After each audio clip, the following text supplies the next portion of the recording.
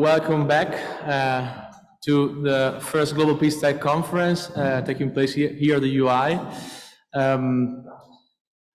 We had a very interesting conversation yesterday, many ideas shared, a lot of food for thought, and we really want you, to give us your opinion, your comment, your feedback. There were a lot of conversations going on during dinner and even this morning. So I know we have three super interesting sessions coming up, but we will delay them a little bit in order to have a little conversation and get your input and feedback from yesterday. So that's a little bit the plan.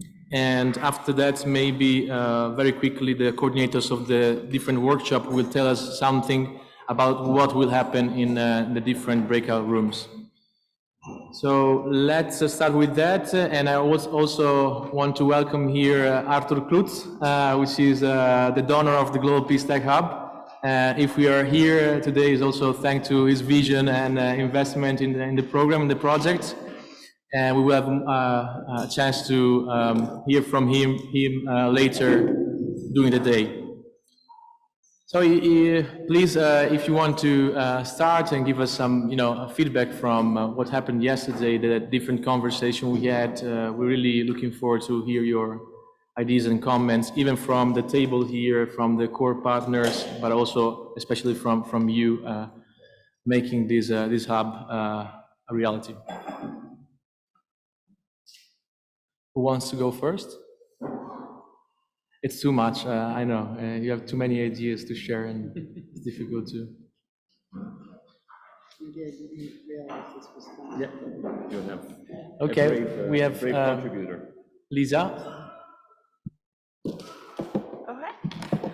All right, thank you, and cool to see everybody back here. One thing that stayed with me after the conference day yesterday is something that was pointed out when you were presenting the Global PeaceTech map, and how do you make this really a PeaceTech tool and make it not be abused, and also like prevent the people who are not PeaceTech actors from being on the map somehow. And I was just wondering for quite some time last night about what would be a good review mechanism and a safeguarding mechanism to prevent people abusing being there and sort of using it for what they shouldn't really be using that for.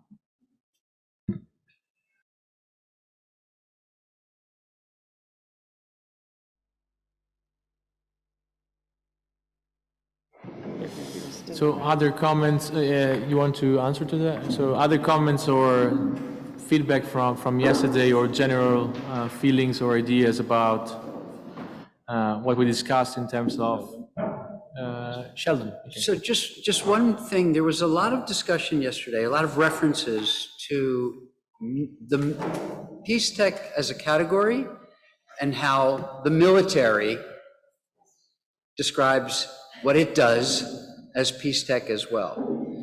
And just for you all, as you're launching the Global PeaceTech Lab, I don't know whether you're aware that we and others in this room, in their countries, have trademarked the word PeaceTech, or we've trademarked PeaceTech Lab, because specifically we didn't want to trademark PeaceTech because we wanted the world to use PeaceTech, but we also wanted protection because in the US, the Department of Defense created a missile called the Peacekeeper. And we could see, oh, well, it's only the next generation of the Peacekeeper that they're going to call PeaceTech 1, PeaceTech 2, whatever. So the lawyers told us that would protect the mark if we trademarked PeaceTech Lab. And I know Paul, where's Paul? No. There. Who's done the same in Canada, trademarked it. So just for those concerned about the military co-opting the term, there is a way to protect against the use of the mark that way, and maybe the center could be helpful in it's all about who's willing to enforce the mark. So there are enough trademarks out there with other labs in Canada, our lab in the US, but it does require enforcement. Thank you for this suggestion and comment. And Christophen and okay.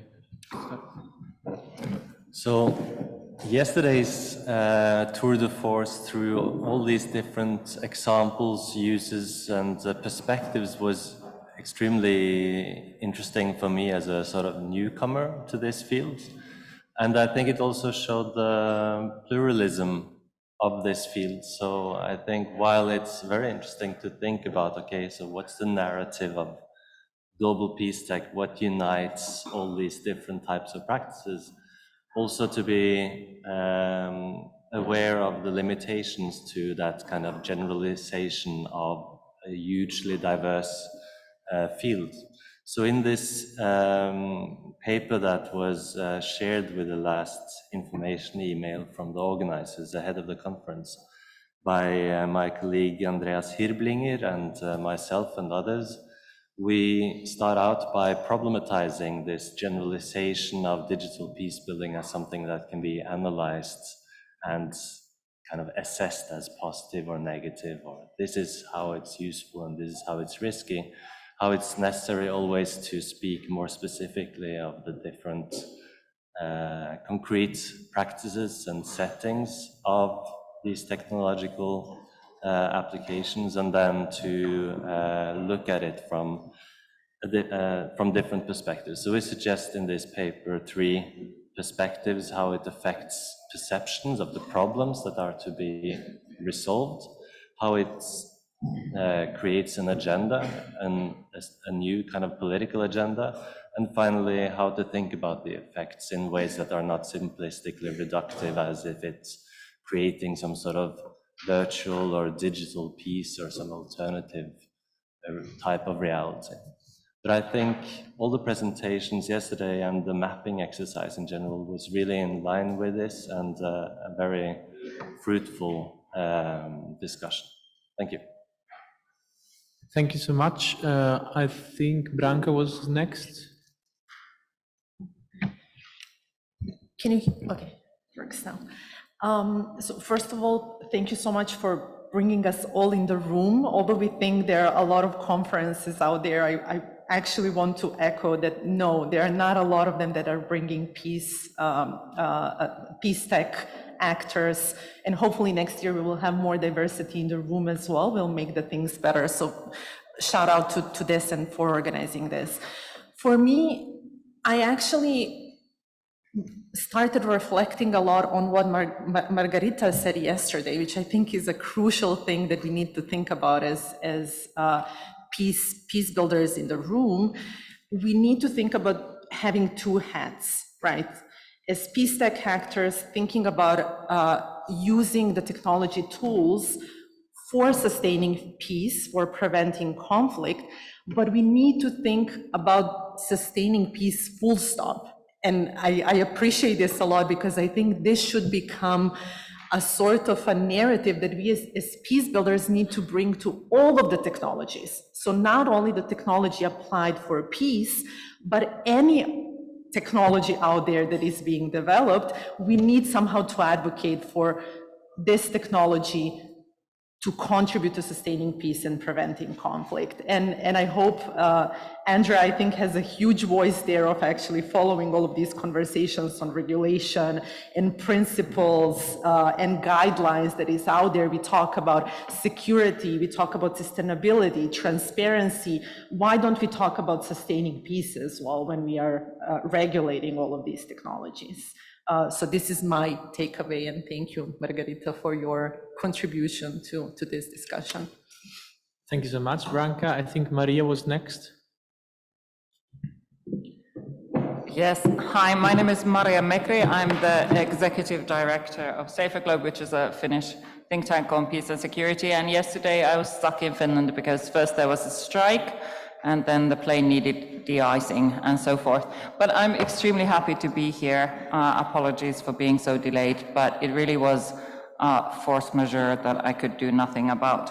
I actually have a kind of a question, since I'm not exactly sure how this fits in, but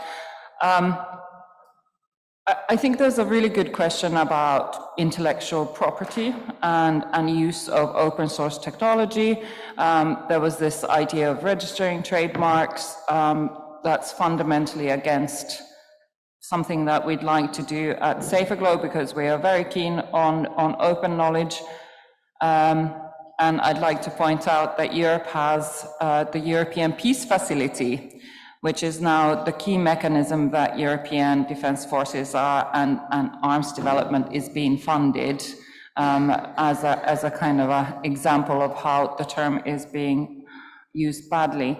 But my question is, and this is a kind of a general question, on how can open source knowledge be used for peace technologies? And not just the tech, because there's a lot of development of tech. But last year, a company partner of ours, their designer created a phenomenal PeaceTech dove for us. And I wanted to use it. And that started a huge journey into copyright issues, which we were unable to solve because she wanted it to be open source. And we theoretically wanted it to be open source, but at the same time did not want some random group of militants from Somalia to use our PeaceTech dove.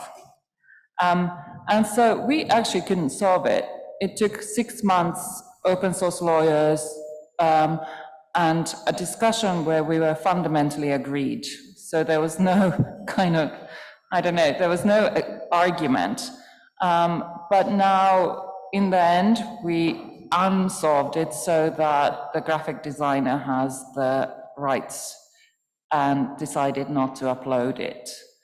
But it's very risky in some ways, I think, because this kind of images can be used, tech can be used, and so there's a balancing act that needs to be kind of had. And if anyone has any very smart ideas, I would be very glad to listen to them after this session. Thank you also for your resilience in getting to Florence. And Martin? Thank you very much. First of all, thank you for the dinner yesterday, and I'm sure seeing everybody in the room, I'm sure everybody appreciates the dinner. Just two issues. The first issue is what was discussed by Elena in her presentation. And I think the issue around low-tech and high-tech, we need to think a little bit there, because in my discussion, low-tech could be something that is simple, doesn't require a lot of technology, doesn't require a lot of technique, but it could also be the reverse, because a startup can be high-tech, though it might be low-tech. So I think a description and an agreed description around low-tech and high-tech is important. And whether we use it in our taxonomy, that would be something that we need to debate. The second issue, which was covered hugely at the third session, which was the dinner PeaceTech discussion, was the issue around how do we move from here? And the discussion was we need to start building capacity, but I'll talk about it probably in the session next. But what is apparent is that we have people with different professional backgrounds in the room. So therefore, working around working groups might be the way forward, so that different working groups can attract and discuss in detail how their professional side of what they deal with daily can work. For example, we deal with governments, we deal with countries, we deal with regions, and that will be necessary to bring them into the discussion, but it can only be effective if it is discussed at the working group level and then reported to this particular forum. Thank you. Thank you so much. There will also be a session dedicated to where do we go from here at the end of this day. And Christine was next, I think. Yeah. So, I mean, my point's maybe more for where we go from here, but it was really good to get the vision yesterday sort of around the, what global peace tech is, but it would be great to get sort of more of a sense of what the hub aspect is. I suppose our questions are things like, how can we connect to it? What does that do? And I suppose the second thing is, insofar as we have a connection to a hub, it'd probably be through the CIC work. And I suppose for me, one of the promises on the data field is that we have a huge amount of data, but it's been quite hard to connect it because all of us have been funded through our institutions, and then the institution has an ownership. And to me, the promise of PeaceTech on the peace data front is to get our data all to work together and to be not replicating data collection efforts that are hugely expensive. And so then there's a slight sort of tension, I don't mean this in a negative way, but with establishing these hubs, because there becomes this sort of potential, I don't think it's there, and I don't think anyone's doing this, certainly not yourselves, but there's a potential for, people metaing, we're the hub for this, and we should have one hub. So I'm wondering just like, what does that mean for us as a community, for how we navigate trying to create pockets of space the way you're doing, and to trying to make sure that that doesn't, I suppose I see the big challenge in peace building as duplication, lack of coordination, lack of communication, lack of being very demand-led rather than responding to what's been asked for within countries.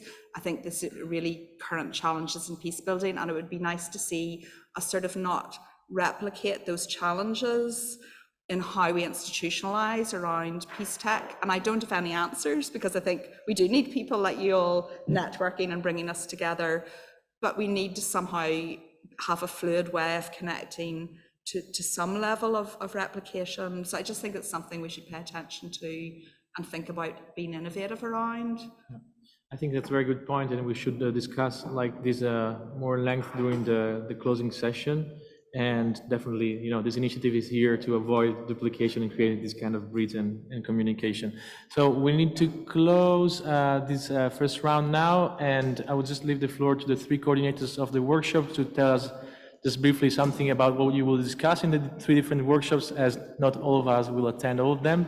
We will also have a wrap-up session after the workshops, and then we will split in the three rooms. So I will start going by the program with Branka Panic. The workshop is Towards Ethical Design and Implementation of AI in Peace Building.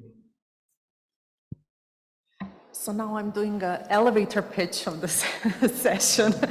Well, I think yesterday we heard in so many sessions, actually, people reflecting on what their work actually brings, what kind of challenges this use of new technologies is bringing in terms of ethical dimension of the work that we are doing. So our session will now go through some of these ethical questions. Hopefully we'll provide some answers as well.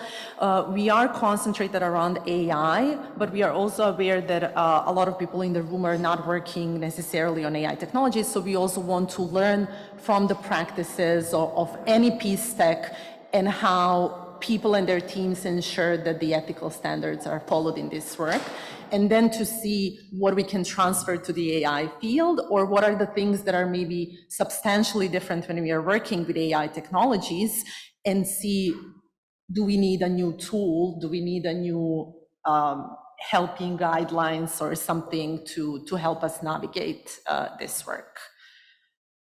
Thank you. So the workshop will see the participation of course, AI for Peace, the Governance Lab, and also Institute of Social Ethics Lucerne, and Andrea Renda, and the SDG Chair on Artificial Intelligence and Democracy. Those interested in this session should stay here. So it's here in the factory. The next session is Cyber Peace, International Cooperation for the Stability and Security of the Cyber Domain. and Andrea Calderaro is the coordinator of this workshop. Wonderful, thank you, Michele. So, I mean, as a contribution to the discussion we are having these 2 days, where we approached tech as tools to support peace or trigger conflicts or even wars. With this session, we look at peace and tech from a cybersecurity perspective, and in the cybersecurity domain, tech, cyber or the digital domain is perceived as a new space for entirely novel forms of conflict and wars. And because of that, there is an increasing interest in developing international cooperation in order to prevent us to protect us to these growing fears to be exposed to forms of cyber wars or hybrid warfare. And yes, basically because of that, there is an increasing international cooperation engaging with diplomats, often led by the United Nations, that increasingly engage also with industry, with civil society organizations, trying to find, agree, negotiate norms or international legal tools, trying to, prevent cyber wars to happen. So that's the goal exactly of this session, together with Madeline Carr from University College of London, Martin from Global Forum of Cyber Expertise, Francesca Bosco from the Cyber Peace Institute, and Vladimir Rodonic from Diplo Foundation. We're going to address key issues like whether it makes sense or not to talk about peace and war in the cyber domain, in the cybersecurity domain. What international cooperation means in the cybersecurity domain, and whether basically the tools, the venues that are already available reflect the complexity of international cooperation in the cyber domain. And if you're not interested, I'm going to offer candies to all participants to the session. Thank you so much, Andrea. And this one is in Hemeroteca, which is just there in the cloister. You can follow Andrea and get there, but it's just around the corner. And the third and last one is PeaceTech Toolkit for Peace Building in the 21st Century, and the coordinator is Christel Tabet from Build Up, and Alexander Jung from PeaceTech Lab, and also remotely, unfortunately, Gilbert Beyamba from Policy will join the session. So with Alex and with Gilbert, we're going to be tackling main questions that rose yesterday, including high-tech versus low-tech, but also what are existing tools we use today to do digital peace building online. So it's going to be very experiential. We're going to see tools, we're going to test them together, and we're going to discuss their feasibility and impact in our work. And we'll be in seminar 3, I think. We take the stairs down, and please, yes. Exactly. So follow Lucia and Crystal to seminar room 3 downstairs if you're interested in this one. So perfect. So we can go in the different rooms, and we'll see each other in 1 hour and 15 minutes. So it's 4:50. Yeah, maybe if you can make your way to the room around 4-ish, or something like that, that will be great, and we will have a wrap-up discussion. Thank you. So welcome back. While some of the participants are still making their way to their place, we're starting with a little wrap-up session before the coffee break, which is planned at 5. So we have half an hour to share a little bit the discussion that we had in the workshops and the part of the sessions. So I would ask the coordinators to give us a feedback on the discussion, the main points, the main outcomes, and then maybe if there's space for other people to intervene, that's welcomed as well. Also from the online audience, I see there's an online audience as well, so feel free to jump in the discussion and tell us your opinion about what has been discussed. So let's start again with going by the program. So I will ask Branka to start. So please, can you give us your feedback on the session on towards ethical design and implementation of AI in peace building? This is a tough one now. I have to say, I could not envision that so many things can be discussed in an hour or hour and 15. I think this was super rich discussion. And now I'm thinking actually as a sort of a general conclusion, and I know this had to be done to give more space for different conversations to happen. And we talked with Crystal about this. We feel this fear of missing out of what happened in other rooms. But I somehow think that ethics, and including the cyber issues and cybersecurity, is something that should not be done in parallel. Like, I think this is the conversation that any project has to be involved with, right? If we do this work in PeaceTech, we need to talk about ethics and think about ethics, and we need to talk about cybersecurity. And this is a sort of a starting point. We really can't put ourselves in a situation to finish the project and then start thinking about, oh, what are all of the cyber risks that come with this, or what are all of the ethical risks that come to this? But we had an amazing conversation starting from Universal Declaration of Human Rights, and actually this entire process of learning what we as a community achieved in a way through this system of putting or agreeing what the human rights minimum are. And I think this was an amazing point to actually connect with new technologies when we talk about ethics as well. And Evelyn talked a little bit yesterday about this as well, that a certain group of practitioners and researchers are advising and advocating for this human rights minimum when we are talking about the ethical development and design and deployment of artificial intelligence in general, not only in peace. And now we were talking as well about what comes next then, if this is a minimum, what are other issues that we need to have on our mind.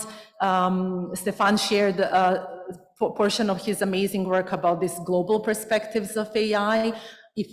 What is moral and what is good to do differs in depending on which part of the world you are coming from. There are different moral traditions as well. Are we putting too much of the Western perspectives into this conversation, and how can we have more inclusion of other perspectives into this conversation, but at the same time having this flexibility that these discussions change as well and our world changes.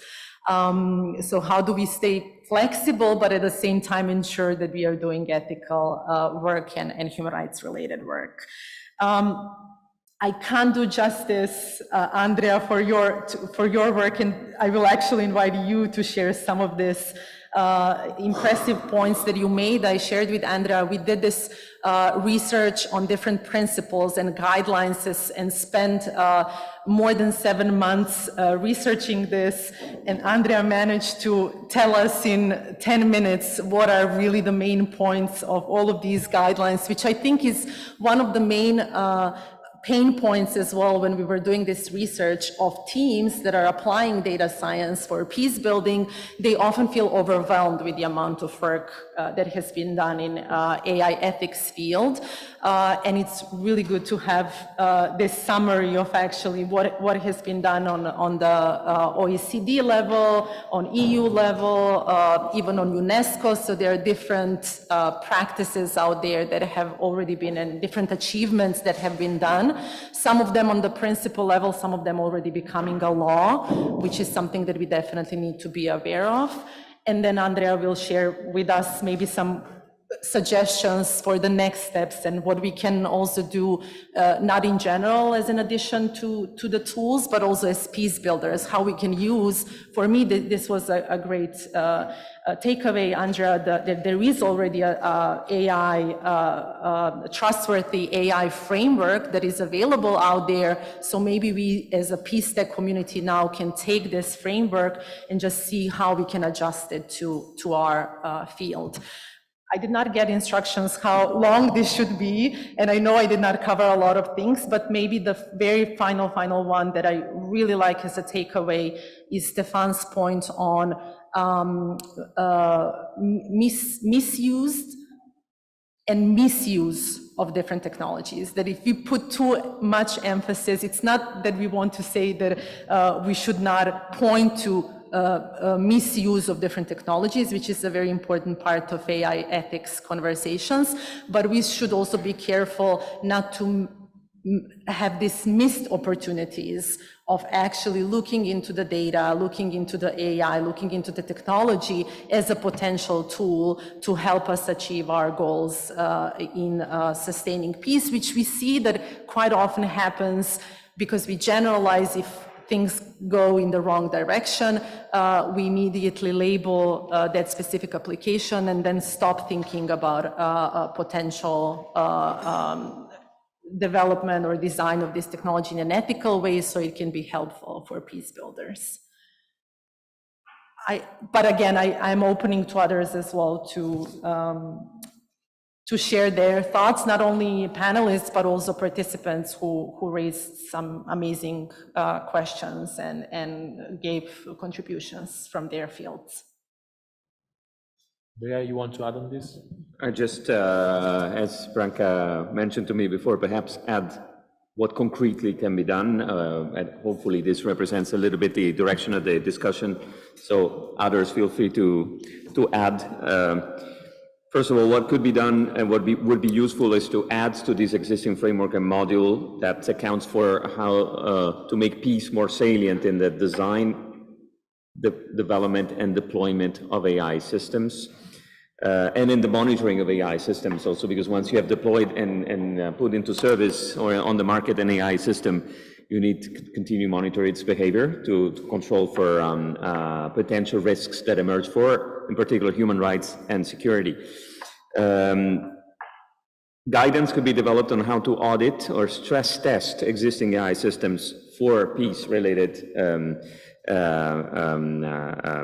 issues, domains, and risks. And this is something that hopefully in the future would be an activity that NGOs, civil society organizations will be allowed to perform, to carry out, by looking into the ways in which corporations, businesses, governments are using AI and being potentially auditing these systems as the market for auditing AI is expanding, also as a result of legislation and in some cases soft law. I think also what would be important is to work on how to manage data. Very concrete issues in peace building and in particular on the ground, securing informed consent, protecting data subjects.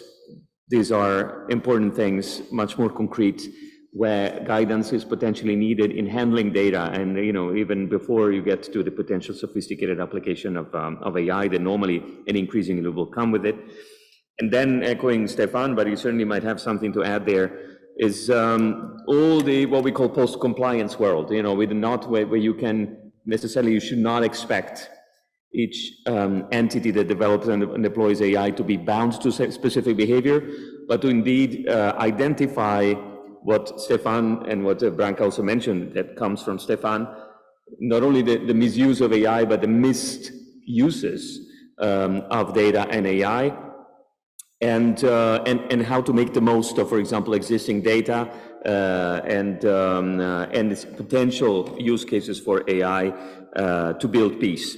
And I think this is something that could be done. I'm sure Stefan would, perhaps he already did it in a number of respects, but identifying asymmetries and opportunities and building some, even if light-handed initially, guidance for businesses on how they can use their data better or share their data better, for governments on how to get a hold of existing data for peace-related purposes, and for civil society organizations to tap into the data that are there, perhaps with the help of governments, in all these cases in which the data are not readily available, to develop projects that have a significant impact on peace. Thank you, Andrea. Is there anybody else from that group who wants to say something? Otherwise, we can leave space. Stefan, you wanted to add something? Otherwise, we can leave space to the other sessions and then maybe, comment on at the end if there's time. There's also a question online. I will check that. But let's move to the second workshop or panel, which was getting to it. Cyber Peace, international cooperation for the stability and security of the cyber domain. And I kindly ask Andrea Calderaro from the UI and Cardiff University to tell us something about the works of the workshop. Super, thank you, Michele. So I think it was a good chair because I engaged a lot with the conversation, but I'm going to be a very bad rapporteur because I missed to take notes. So I doubt I'm going to remember the various issues that we covered during the session. So thank in advance to participants to the panel to help with this. But I think more than discussing how tech could support peace, we reflected on how technology could not generate new forms of conflicts. That's exactly what kind of the goal of the session as well, trying to understand how international cooperation could prevent that to happen. I agree with Branka that it's clear that in order to ensure safety and security of technology, of the use of technologies, it's not right that communities work in silos. Really, that's clear because the cybersecurity, it's clear that security of technologies is a shared responsibility among a variety of actors, civil society, industry, states, but also regions. And because of that, we all agree that international cooperation is a key in order to make this happening in the best ways possible. We were optimistic with, and that surprised me, I have to say, we were optimistic that international tools that are already available out there are kind of, probably have not provided tangible solutions to that yet, but are increasing taking space, gaining a voice in how safety and security of the cyber domain could be achieved. We also agreed that there is, and probably different from a few years ago, there is an increasing recognition that this international cooperation needs to be inclusive of, again, civil society and industry, in addition to, of course, state actors.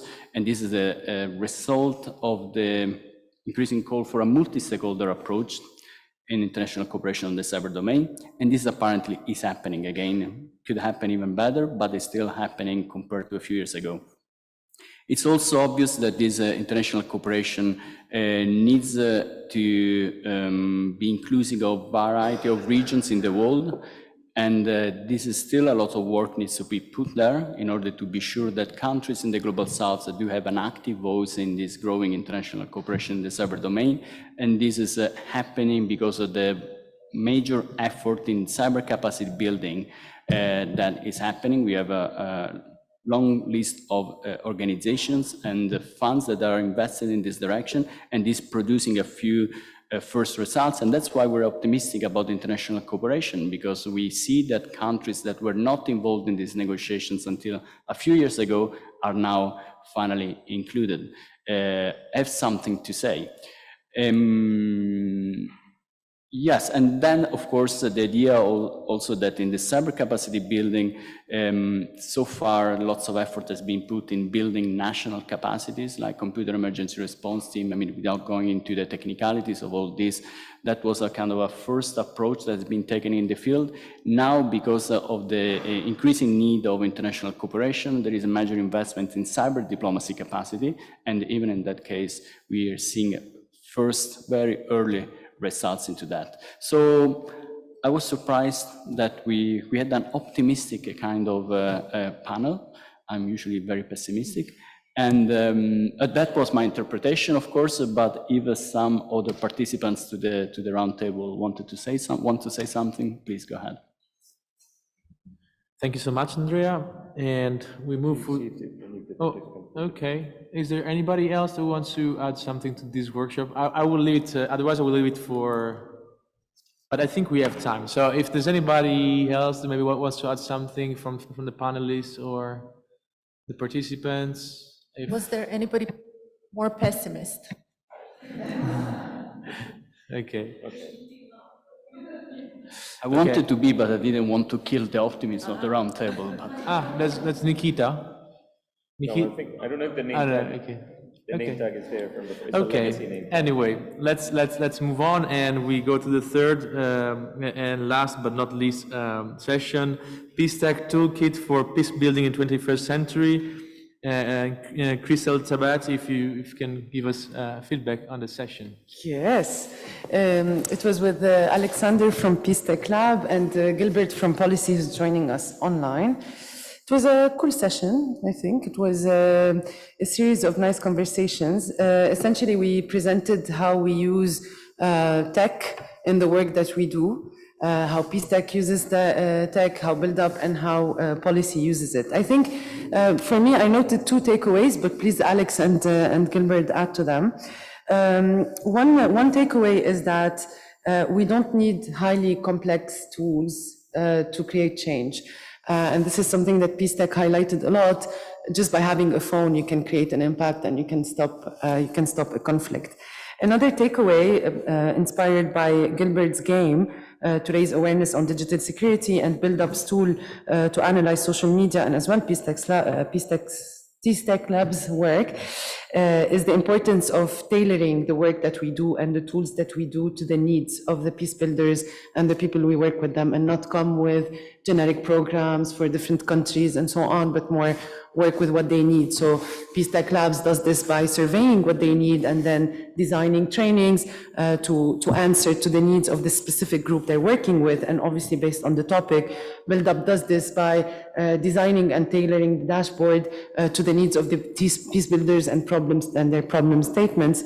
And Policy does this by using storytelling and refining stories that that the general population or their beneficiaries or target groups can relate to and learn from, so that women can protect themselves digitally as well. What do you think, Alex? Yeah, agree with all of that. You haven't talked about what you presented on, though. I want to talk about what? What you presented on. Phoenix? Yeah. Yeah, as well. No, after you, just I'm sorry, I didn't hear well. What did you say? after you, just to say that you talked about our presentations, but yours was just as inspiring. And just Yeah, as useful. we were also inspiring. Yeah. If you want to find us, we'll be at the coffee break. But yes, to tell you like briefly, so PeaceTech Labs, they work a lot with groups. They use the example, you want to introduce yourself, your program, the roadmap? Yeah, I can talk about our program. Just wanted to. Okay, I'll make talk sure that you about ours. Sorry, it's a very brotherly, sisterly relationship of support. So Phoenix, what we do is we link social media and the importance of understanding the conversations happening on social media with the aim of preventing and resolving conflict and polarization. So at Build Up, the peace builders at Build Up, we developed a tool for peace builders anywhere in the world to contextualize and to classify and to teach a system using AI, but also machine learning, to make the system think like a researcher who wants to go and interfere to prevent a conflict. It's quite a complex tool. I'd love to share it again, but we need another hour. But the invitation is, please, you can check our website. There's an entire section dedicated for Phoenix with a YouTube video that explains everything. Yeah. Thank you so much for this feedback. And you were going. I'm some voices here. You were going to speak, or? Sal did a good job. Okay, Yeah, can you hear me? Yeah, did a good job of summarizing it. But I think in the session we gave a bit more granularity to the idea of low tech, and Helena talked about it yesterday, and it was a great opening for that. But when we talk about low tech, I mean, it's intentionally a broad definition. It could be anything from a Google form to collect data, but it could also be engaging apps that are already developed that are still pretty easy to use. It's ultimately about ease of access and ease of understanding. So apps like CrowdTangle or Kobo Toolbox, which can be used both online and offline, is things that people can use in conflict zones, but also we talked about in the session that it can be used in the US, in the more developed world. And so the case study that we focused on, and that I focused on in the session, was one of our programs, Road to Equal Justice in the United States, where we found a lot of similarities and similar demand for very low-grade technologies that were just as effective. A lot of the participants in these programs were really wanted to tell a story effectively, and they did not need to create an app to do so. They did not need to learn how to code. They just needed to use existing tools that were out there, broadly defined. Thank you, Alex. I didn't want to cut you off, really. I didn't get you where. And it's super important, what you're saying about the importance of low tech. This has come up quite often, the importance of low tech versus high tech, and the equal importance of talking about this in our developed countries as much as we do for the global south and other countries. And there's a lot of talking about coffee break. I don't know if that's like a subliminal message, but before that, we have a question from the online audience, Peter Wagemod. I don't know if you want to address your question directly, or should I read the one that you posted in the chat, Peter? Well, you can read it out. I think that's the best. And if there are replies, I can comment. Can you also introduce yourself? Yes, I'm Peter Wogemuth. I'm an entrepreneur, and I founded a data cooperative. And I'm basically very interested in a discussion about what Andrea Renda mentioned and Stefan about the governance and the principles. But I would like to see how we can actually apply and learn from it. And I believe in a data commons model. And I think it's very coming up now from all sides. But I would like to have their opinion about how can we get this going, and especially involve citizens, I believe, in the process, so we actually start doing something and not do it only on a high level basically, but actually learn by doing. Thank you. Can either Andrea, you want to, Stefan will answer and address your question. Thanks. Yeah, sure. And hi, Peter. And anyway, as you know, perhaps we have an 8-week course answering your question, so it's a bit hard to summarize it in short. But just to, and I agree with you, let's get going, but that requires also that we have to have a much better understanding on what's the purpose for which we need data for. And I think that's always principle number one. And it also, by the way, leads to responsible data, if we actually have an understanding on what is it that we need data for. And so my recommendation would be is to really engage with those that could benefit from having insight with regard to the questions, and then subsequently look into how do we design then access to the data, or design a commons for which data can be used vis-a-vis that initial purpose. And then over time, you can then look into additional purposes, but I think just data for data's sake, unfortunately, has not generated that much value unless you actually have a community and a question that drives access to data. And so that would be my recommendation. Thank you. That's exactly what I was thinking of. So it should be purpose-driven, I think. But what I see as an opportunity for Europe is that we actually have a very good research cloud infrastructure across Europe. And I'm wondering why we are not using that, so that it's the science cloud infrastructure, to also set up these digital spaces and just invite the citizens to learn and not limit their use just for scientific purposes. Yeah, no, that's a longer conversation. Go ahead, Andrea. No, it's, I agree with Stefan. It's a longer conversation. The only thing I want to say is that at least what we're seeing at the moment at the EU level is an attempt, and Stefan has been involved even more actively than I have been, to liberate data to some extent, to unbundle products and business models from the data. We have at least two, but perhaps three pieces of legislation that are pending: the Data Governance Act, the Data Act, and the Digital Markets Act as well, that in different ways, the DMA much more on the competition side, but they try to ensure that business models that really rely on selling products and then capitalizing and grabbing data cannot necessarily, cannot exist anymore, basically. And data, any citizen can take the data to an external provider or to a more neutral provider of the data, and this will create probably, if it's properly implemented and enforced, new opportunities for using data for the public interest and using data by incorporating the input of citizens. The Data Act uses also, in this, Stefan obviously can talk for 6 months about new provisions that enable governments to get a hold of data in the possession of businesses for free in cases of emergency, so avoiding some of the veto powers that we've seen during the pandemic when data from the private sector were needed, and it was not made available in due time, and it was not made available in interoperable format.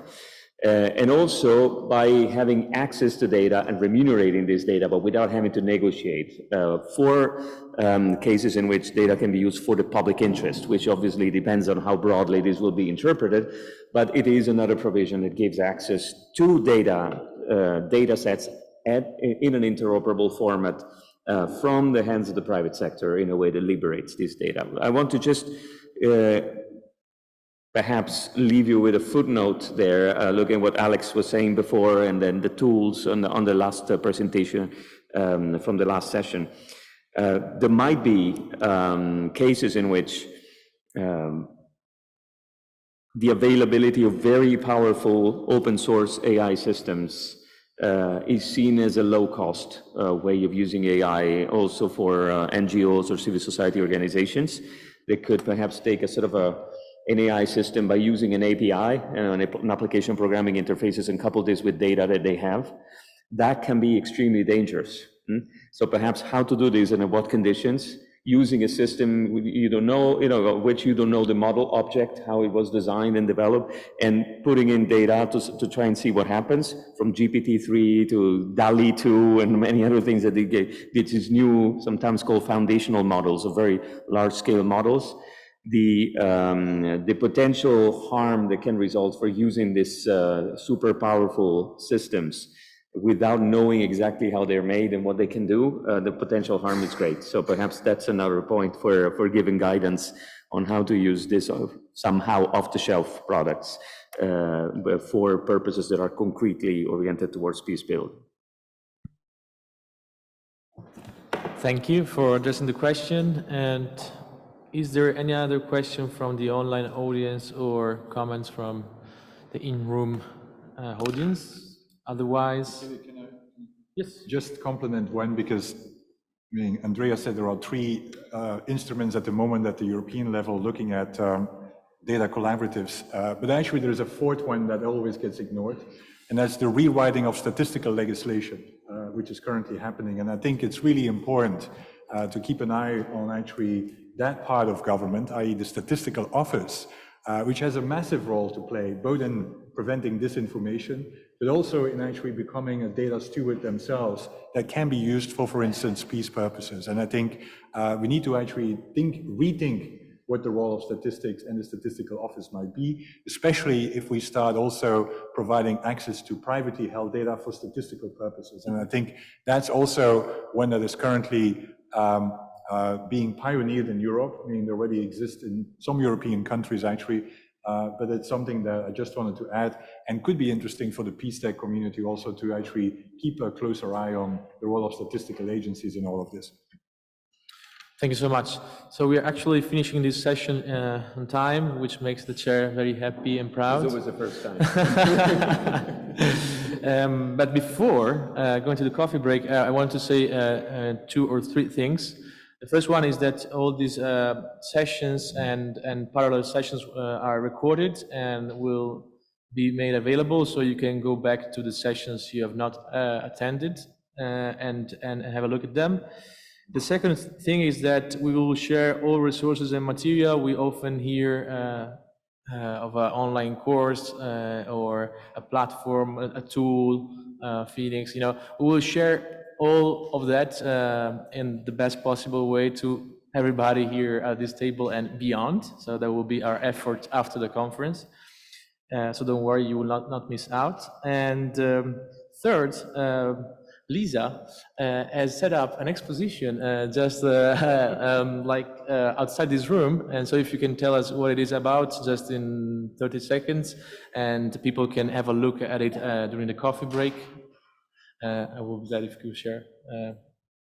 Yeah. Thank you. So there is a little bit of an artwork that I was talking about and presenting yesterday, and there is a virtual exhibition where you can use the laptop to move around and see the guided tour and see some of the photographs of peace from Yemen that we were discussing yesterday. And there are some other posters with QR codes to different digital creations of Calabar Peace and my research. So have fun and let me know what you think. Thank you. Thank you so much. And that's coffee break time. And we will reconvene at 5:30, so in half an hour. And yeah, so see you in half an hour. Please come. In half an hour. Not longer, please.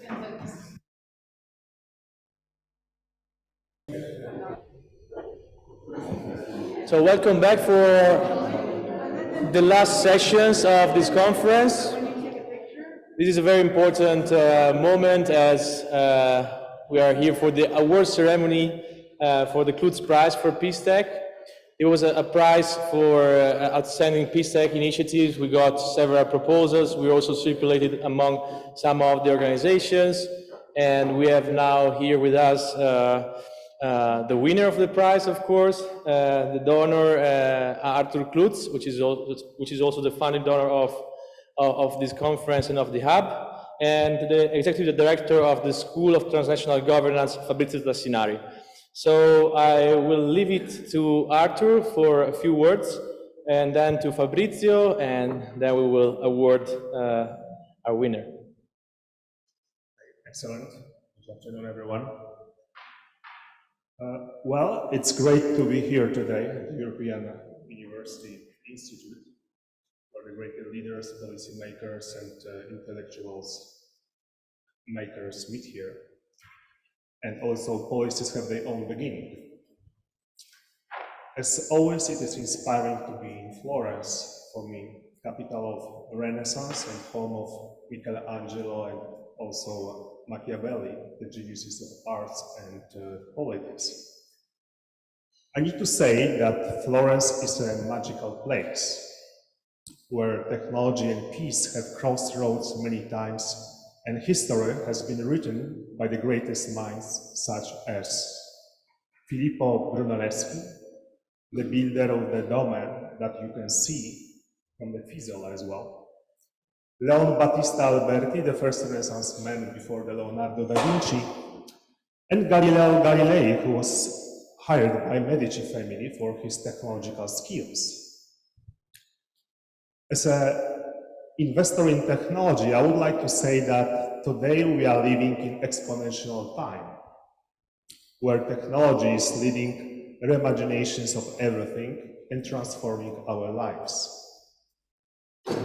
This is not just technological revolution, I think, but this is a social, business, and human revolution. I believe that these technologies should be used for good, to protect human dignity and serve future generations. From the other side, if you look at the peace is vital for human existence, giving us hope for a better future. There is no human flourishing without peace. I'm saying this with confidence. There is also no peace without technology. As you can see today, we are witnessing a new beginning, and the war in Ukraine is showing us how much technology can do to support, build, and maintain peace. So you ask me why I founded Klutz Prize for PeaceTech. Well, the answer is very simple. Each of us seeking own purpose of life. There is the constant journey where we are searching for purpose of life. My purpose is to pass the flame of virtues to the next generations in everything what I do in my private and professional life. Pope John Paul II once said, "Do not be afraid to take a chance on peace, to teach peace, to live peace. Peace will be the last word of history." The Clues Prize for PeaceTech has been founded to pass this message of peace and tech to new generations and to have them led by example. So, standing in front of you, I would like to thank you, my dear friend Calypso, my dear friend Professor Andrea Aranda and Michele. Without you, this prize and this initiative would never happen. And thank you also UI for finding the home for this prize here. Okay? Thank you so very much.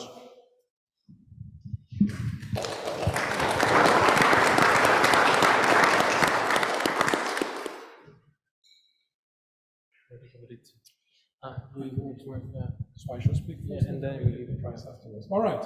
Well, good evening, everyone. My name is Fabrizio Tassinari. I'm the executive director here. I would first of all indeed like to reciprocate the gratitude. We are indeed very grateful for the support, and as we were recollecting here, you have been following our exploits here at the first year in Fiesole and now down in Florence since sometime in 2018. So I think in your line of business, you are what you would call an angel investor of the SDG. So you are, and I think we are very proud of that, Arthur, and we are very grateful. About the topic, I shall not, I don't dare to say anything that has not been said already, except for one thing. I mean, this is clearly, as even Arthur made clear in his remarks, a normative project, and maybe a normative project of the most noble kind, if you like.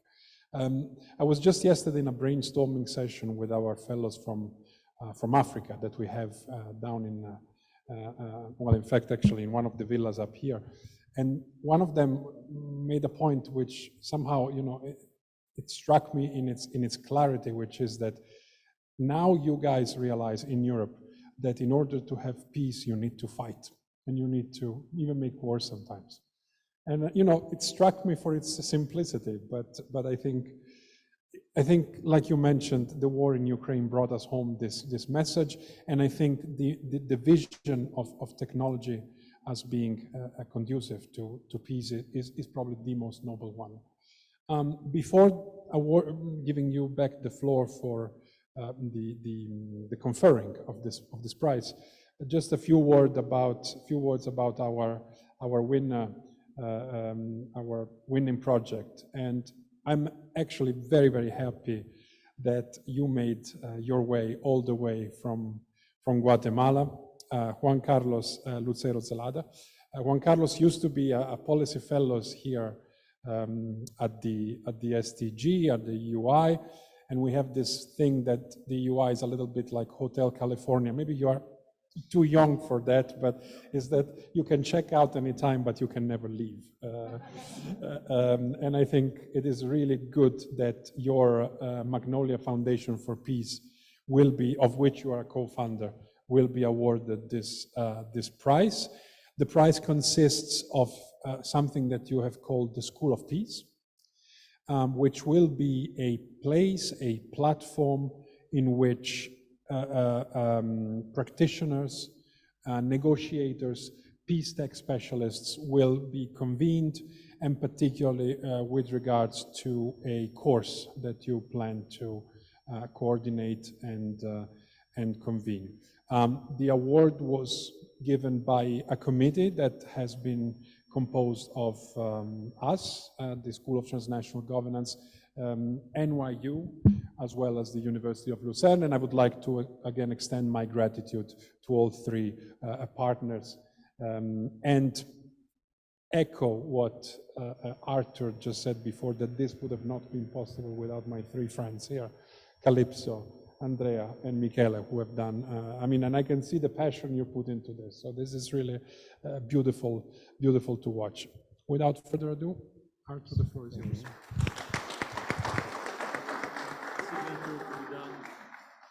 Okay. Should I sign?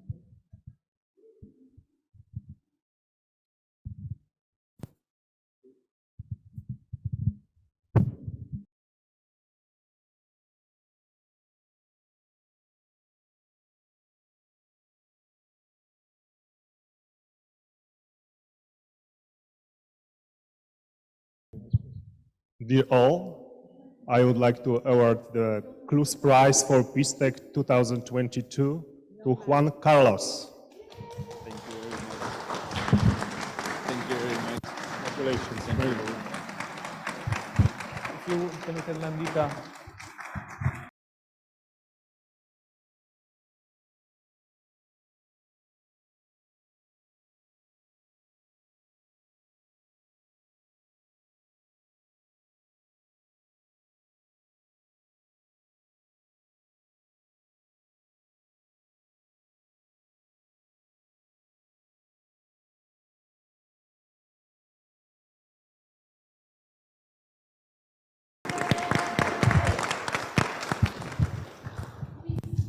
Yes. Thank you very much for this award. Really for me, for us, it's kind of a surreal experience. And first I want to thank Michele, Fabrizio, Arthur, Calypso, Lucia, and Andrea for creating this space for all of us. One of the authors that I love, which is Jean-Paul Lederac, he said that peace building is not just about conflict resolution, but observing relationships and creating connections, and this is exactly what you have done today. So thank you for doing this for us. And I would like to tell you a little bit of Magnolia. Magnolia is a project that started during the pandemic. I was stuck in Egypt, and with my partner, Ana Carolina, she's from Colombia, we wanted to do something. We realized that a lot of people will not be able to satisfy their basic needs during the pandemic, and the risk of violence will be there. So we took a lot of inspiration, and this is the most surreal element because that inspiration came from your books, Lisa, from what Build Up is doing, what the Berghoff Foundation is also doing, and we decided to put ourselves also there. And we started with no budget whatsoever. We posted our trainings on Facebook groups and LinkedIn, and with Zoom meetings, and that was basically it. We were able to reach 45 countries during the pandemic. So with that, we created our School of Peace, and now we want to go a little bit beyond what we are doing. We want to include the PeaceTech element to that discussion. So talking about PeaceTech, I was trying to do like the philosophical analysis of what makes peace different than violence. Originally, I was just trying to make that difference, and I was thinking that imagination is what can create something different, something unique is what peace needs. But when you add the element of tech to that discussion, you can also use your imagination to create technology for violence. So I think I could find the answer in someone from here, from Florence, from Dante. Dante used to say that at the end of his poem, when he crossed the Inferno, the Purgatory, and reached heaven, he ended up saying that basically it's love what moves the sun and the stars. And as romantic as it might sound, I think peace is the element that you cannot find in violence and you cannot find in peace. If you add the element of love to technology, you have PeaceTech at the end of the day. So I think it's one of the elements that we want to include in Magnolia in our philosophy. And maybe love is a very abstract concept, and we can think of one of the elements of love. And for me, that is the ability to recognize the connection that we have with our surroundings and with other people. So it's mainly for me a humanizing element, something that gives purpose, as Arthur said before, something that gives purpose to life. So with that element in mind, I think we will try to create also a global PeaceTech training that will help us to put the human element at the center of this technological revolution, and to help us to ground the concept of peace with case studies and practical experience. That is another element for us of peace building, that we need to ground that abstract element to peace to our relationships. And now we need to ground it to our relationships driven by technology. So with this help from the EUI and from Arthur, we have a new challenge, and thank you all for this.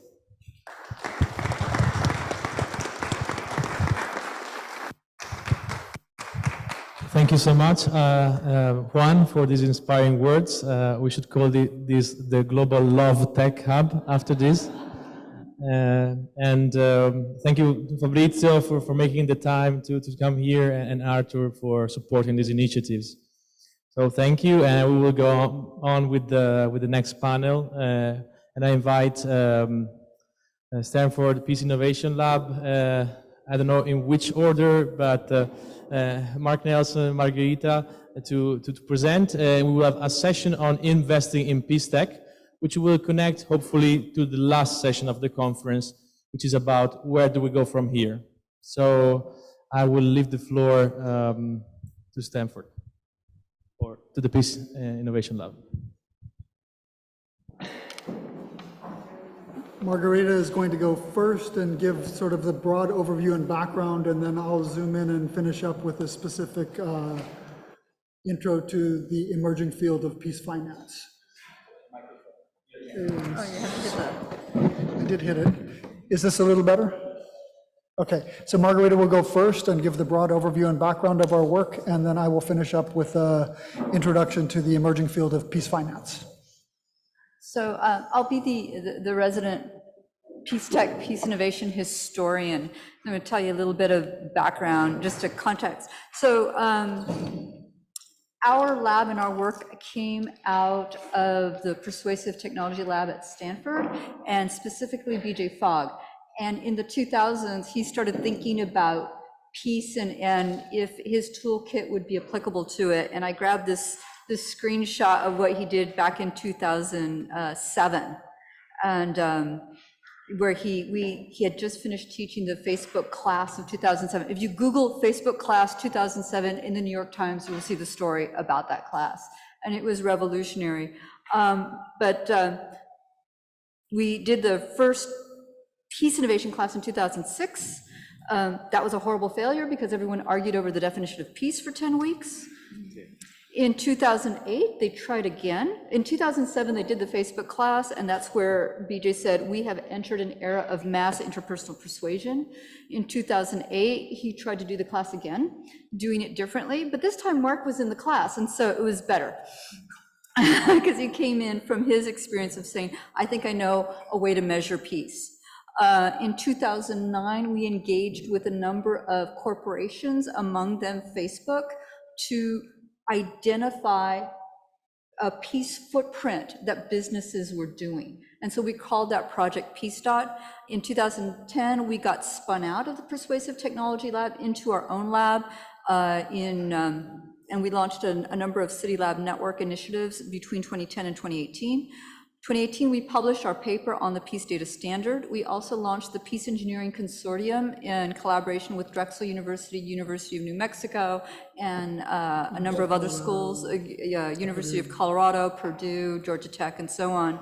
And then between 2019 and 2022, we've really been focusing on, we did a Peace Engineering Summer Institute and then Peace Finance. So that's kind of gives you a timeline.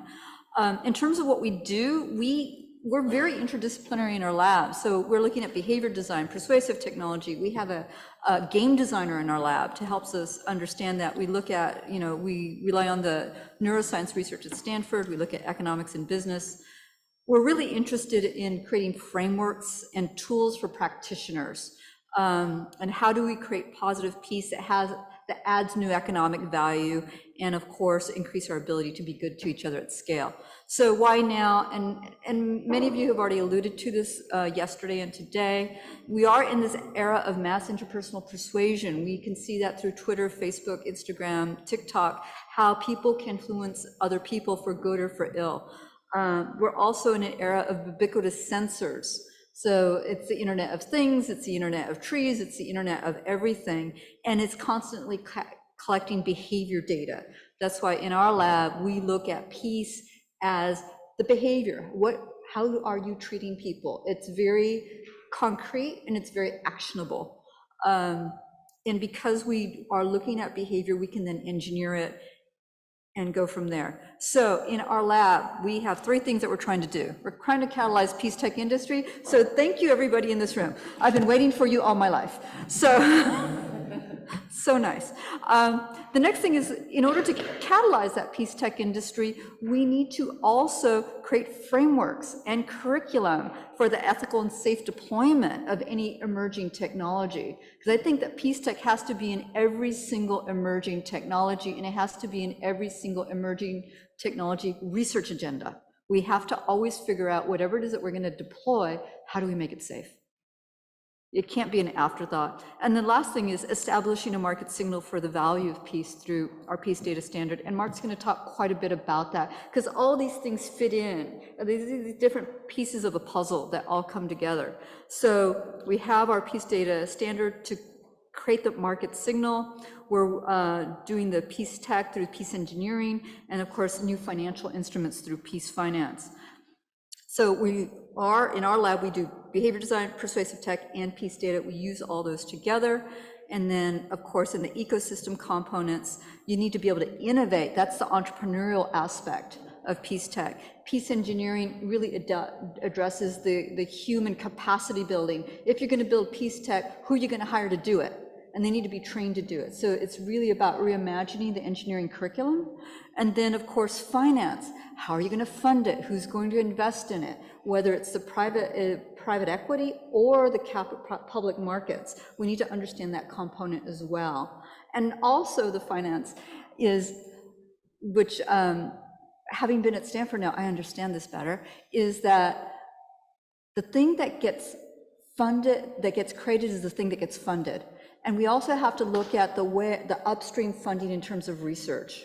So we've been talking a little bit about the military tech versus peace tech. We also need to understand how deeply militarized the whole engineering field is. And it is that way because of the sources of our funding. Whether it's DARPA, DOD, or DOE, they set the research agenda. So if you're a PhD student, you're trying to figure out what you can get funded, you're looking to say, oh, I see. There's a request for proposals to do this kind of research. And so we have to understand how those funders also bias the technology that gets developed and how it gets developed. And if we're shocked that there's dual use and it can be weaponized, well, you go, well, who's doing the funding? The weaponizers. So we can't be shocked that it has that dual use, that it can be used for ill. All right? So with that, our question in terms of peace tech and all of this, we ask it simply, how good can we be to each other? If that is our prime directive of how good can we be to each other, that helps us to develop things to surprise and delight each other, to elevate each other. If I talk to corporations, if I talk to CEOs, I say, don't you want to create an extraordinary customer experience? Don't you want to retain your customers? Don't you want to retain your employees? And they go, yes, absolutely. And I go, well, then all these technologies and all these frameworks are in the service of that outcome. So we've talked about technology. I'm going to tell you about PeaceDot, and mostly because we never got around to writing a paper about it. And I'm realizing this is the hidden figures. Okay, I'm going to tell you the untold history of PeaceDot. We worked with Facebook in 2009, and we asked them, can you help us identify something positive about the platform? And this was before Facebook went south, okay? So there's a caveat there. In 2008, 2009, we were very optimistic and hopeful about Facebook. And they put together a page that Mark worked with the Facebook team to say, show us unique friending data across a conflict boundary. And so they chose, you know, Israelis and Palestinians, are they friending each other? Unique friendships. You know, Pakistan and India, Ukraine and Russia, you know, cats and dogs, you know, we had all sorts of categories. Democrats and Republicans before we had polarization like this. Right, but it was interesting because if you listen to the news back in 2009, you would say, not a single Israeli would ever have a Palestinian friend. Because we hear the news, they're fighting all the time, conflict, bomb, it's just intractable. There's no friendship there. And in this experiment, we were able to see that individuals were publicly making friendships with each other. And so it was an instance of, it was a counter to the narrative of these people hate each other, there's just no room for friendship or collaboration or any kind of goodwill. And yet on this platform, we could see that even if it might not have been safe for them, for Israelis and Palestinians to be friends in real life, they could be friends online. And we saw this phenomenon on other platforms as well. And individuals where their identity, they might be in an identity group where there's conflict, it was much easier for them to have conversations and dialogue and some sort of exchange online, because it's safer. This was a study that we did looking at friending activities during Operation Pillar of Defense. And we were just tracking the friendships and seeing what happened. And even at the worst of it, the friending data never went to zero. And then when the ceasefire was declared, then the friendship started going up again. And that is, you know, it's just an interesting factoid. We're just observing what people are doing online. The next story I have is called Play Nice. There's a lot to talk about how toxic the internet is and how there's nothing you can do about it. Jeff Lynne at Riot Games, this is League of Legends, he found that the platform had gotten so toxic, he asked himself, should we do anything about it? You know, is it our problem? And then he concluded, yeah, we should do something about it. And he put together a team of psychologists and they ran all these experiments, which was extraordinary because they had an N of millions. And they were able to play with the platform, play with the UX, UI, all of this, the prompts, to see if they could increase civility in a measurable way. And what was interesting about the study is that they would combine different effects. So they said, okay, if I change a prompt and I change the dialogue and the color and I get 10% improvement, but when I add these other things, it makes it worse. They were able to trial and error and see that they could actually make a difference in this, in the experience, in the design of the game. From that, in the video game industry, which we consider the tip of the spear, by the way, so like all the really bad behavior in terms of Gamergate and everything happened on video game platforms, right? And of course, if you study Gamergate, you can see that that became the playbook for the alt-right. Fair Play Alliance emerged in the video game industry to share research on how to make healthy online communities. They're not in the room, but they are adjacent to what we're doing. The third story is Strangers in the Night. So I give this talk often. I ask people, what is it worth to get millions of people to be hospitable? Hospitality as a positive peace behavior. And I'll ask people, you know, if you could get people to trust perfect strangers at scale, millions of it, what is it worth to you? Well, with Airbnb, and I ask people, would you let a perfect stranger in your home? And I never get anyone raising their hand in a conference audience. They're going like, oh, hell no, I'm not going to let and I go, but if I gave you 50 euros? And they're going like, no, how about 100 euros? Well, I don't know, but that's what Airbnb is. And in 2018, when we were pulling this data, $20 billion was earned by female hosts on Airbnb. So how has Airbnb, at least at that point in time, how were they able to establish trust, but how are they able to create the conditions so people would engage in pro-social behavior? And that's all in the architecture of the platform. Let's see, hello, and my screen is frozen. We've been talking about peace engineering a little bit, and about PeaceTech in terms of safe and ethical, and we know it's going to be weaponized, everyone said that.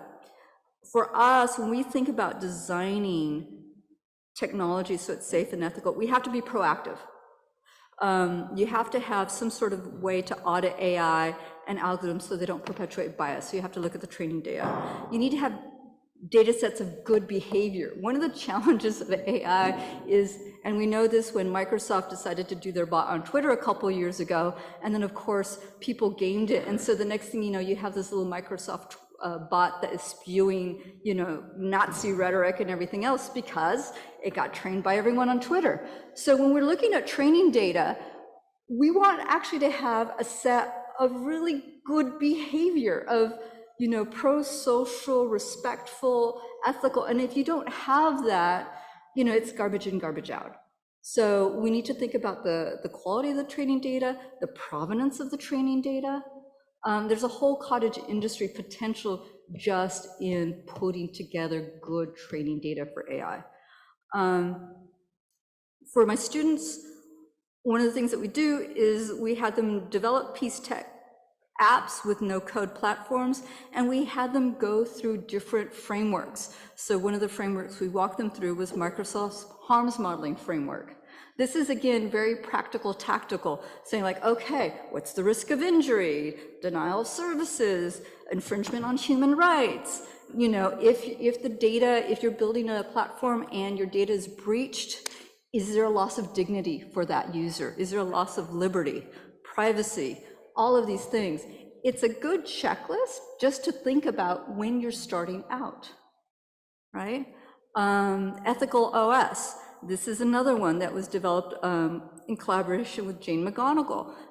This is the Omidyar Foundation, and this is their roadmap, their framework for how to design something in an ethical manner. And then, of course, there's Ethics MVP, which is another one. But there's a plethora of these platforms and frameworks that are emerging to develop better technology. And then there's ethics for designers, and this came out of TU Delft. And this is for UX, UI designers to think about how to do this better. So there's some real tools that you can use right now. They're not perfect, but they're a starting point. Mark is going to go deeper into the Peace Finance. I just want to give you a little bit in terms of the Peace Data Standard. I know this is like the grand tour of peace innovation.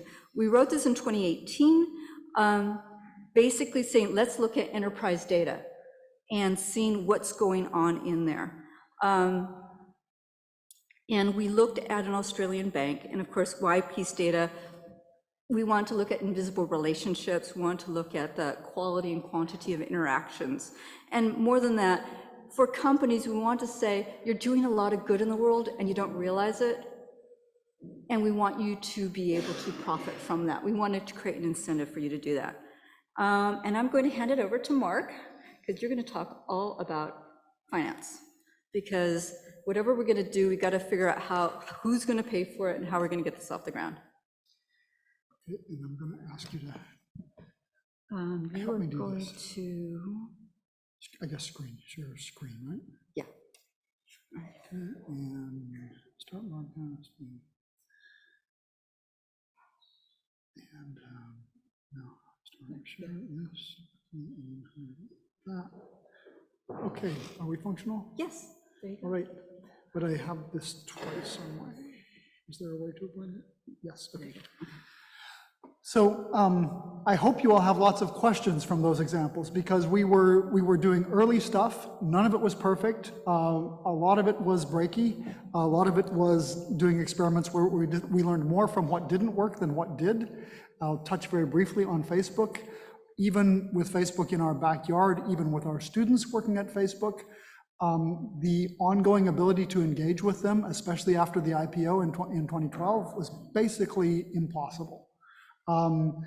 There's also no institutional memory in a lot of tech startups, because if they are hitting that exponential growth curve, all of the high-flying talent that they recruit is typically trying to leapfrog to another better job within a year or 18 months at the most. And so when we go back and talk to the people, for example, who owned that page that they set up for us in 2009, nobody actually owns it anymore. There's some people that are supposedly responsible for it. By the way, the page isn't there anymore because Facebook has decided it's counter to their neutral stance as a platform. You run into these kinds of issues where there's a lot of difficulty getting ongoing engagement unless you can dangle some kind of carrot. And here's what we're going to address with Peace Finance is ways to start dangling carrots. But I'm going to try and introduce to you a bigger picture and a deeper and hopefully broader way of looking at things here. I'm going to try and do this in service of Calypso's request to expand our imaginations.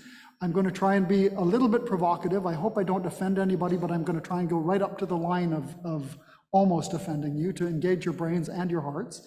And I'm particularly going to try and put this in the context of a lot of the AI stuff that Andrea has been talking about as well. I want to suggest to you that there is a large historical context here that goes back at least 400 years to the beginning of capitalism. Capitalism and finance were some of the original peace technologies. They were designed to address the existential threat of the time, which was poverty. They were designed to address that existential threat together by generating mutual collaboration through trade. And whether you benchmark your beginning of capitalism in the 1830s with Adam Smith's Wealth of Nations, with the shift from mercantilism to trade, or whether you benchmark it all the way back 500 or even sometimes 600 years to the invention of share corporations, insurance instruments, and these kinds of things in the Netherlands, in Scotland, and so on. What you see here is that we were running a pure information technology. We were running that pure information technology with human computers.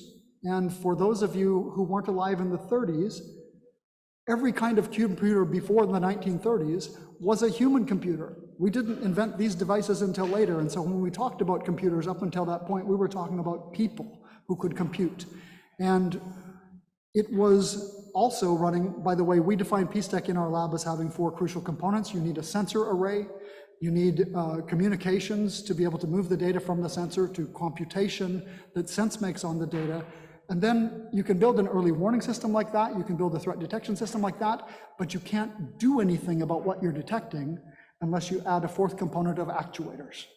And you have to be able to act on the world you are perceiving and then run the loop again to perceive what effect your act had, right?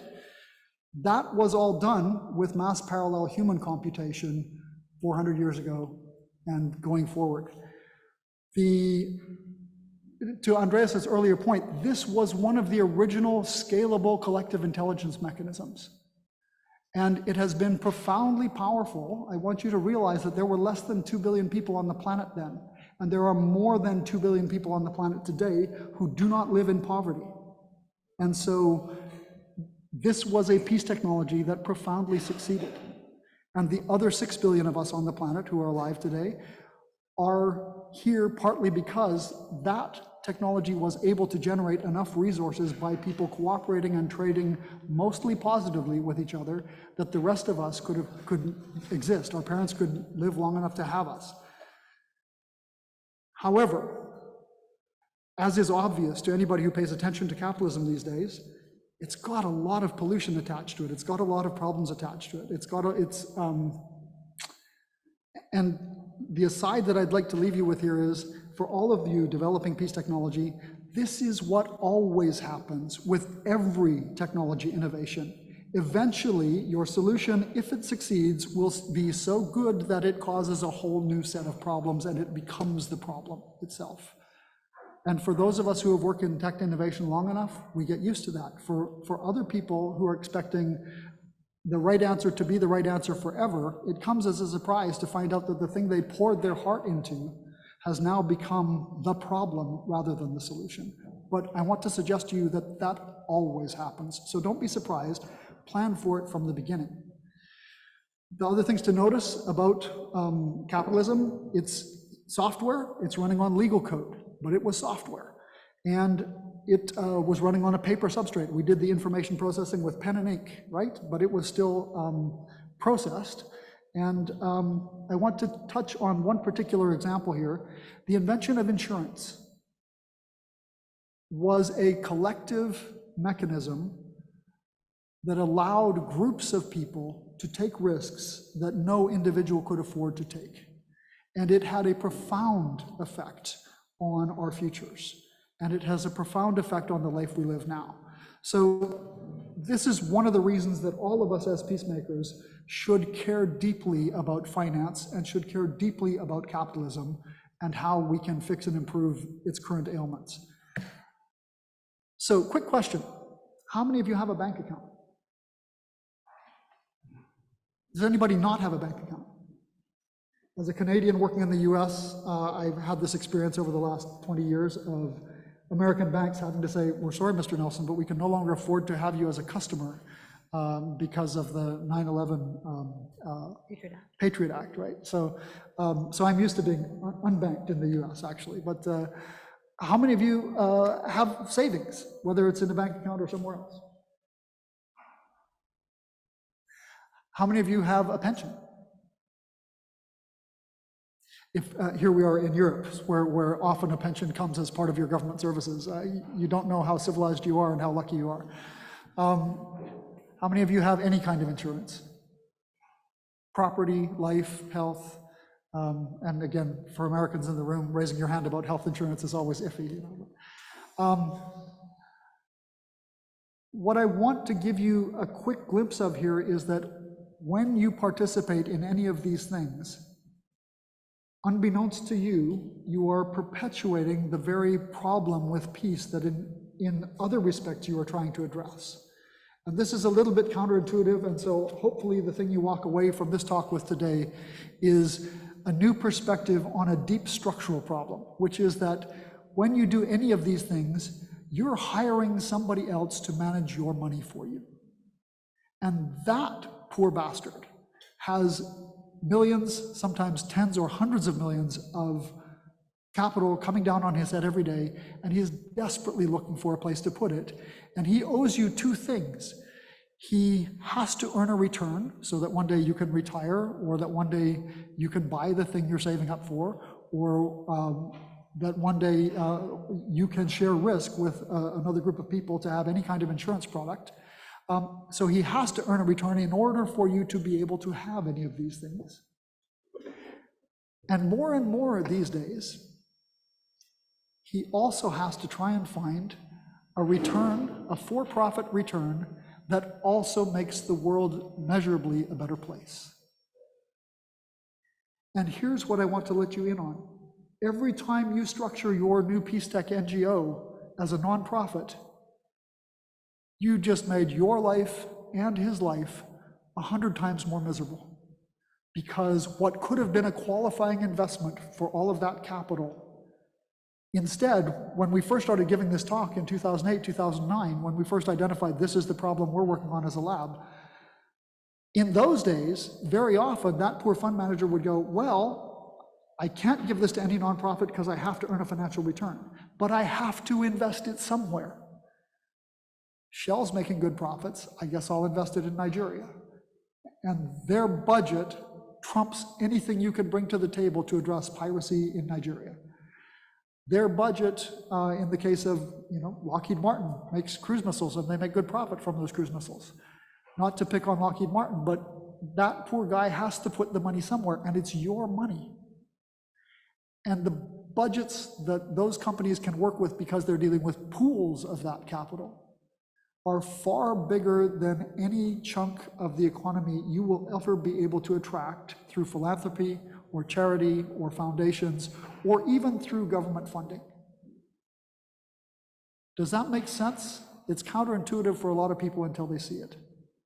So the one takeaway that I would like you to take from this talk is, if you're going to do a PeaceTech startup, if you are advising or teaching students how to do PeaceTech startups, it's going to be very hard anyways to do any kind of startup, but it's going to be 1,000 times harder if you structure it so that capital markets have no mechanism to get capital and financial resources to that startup.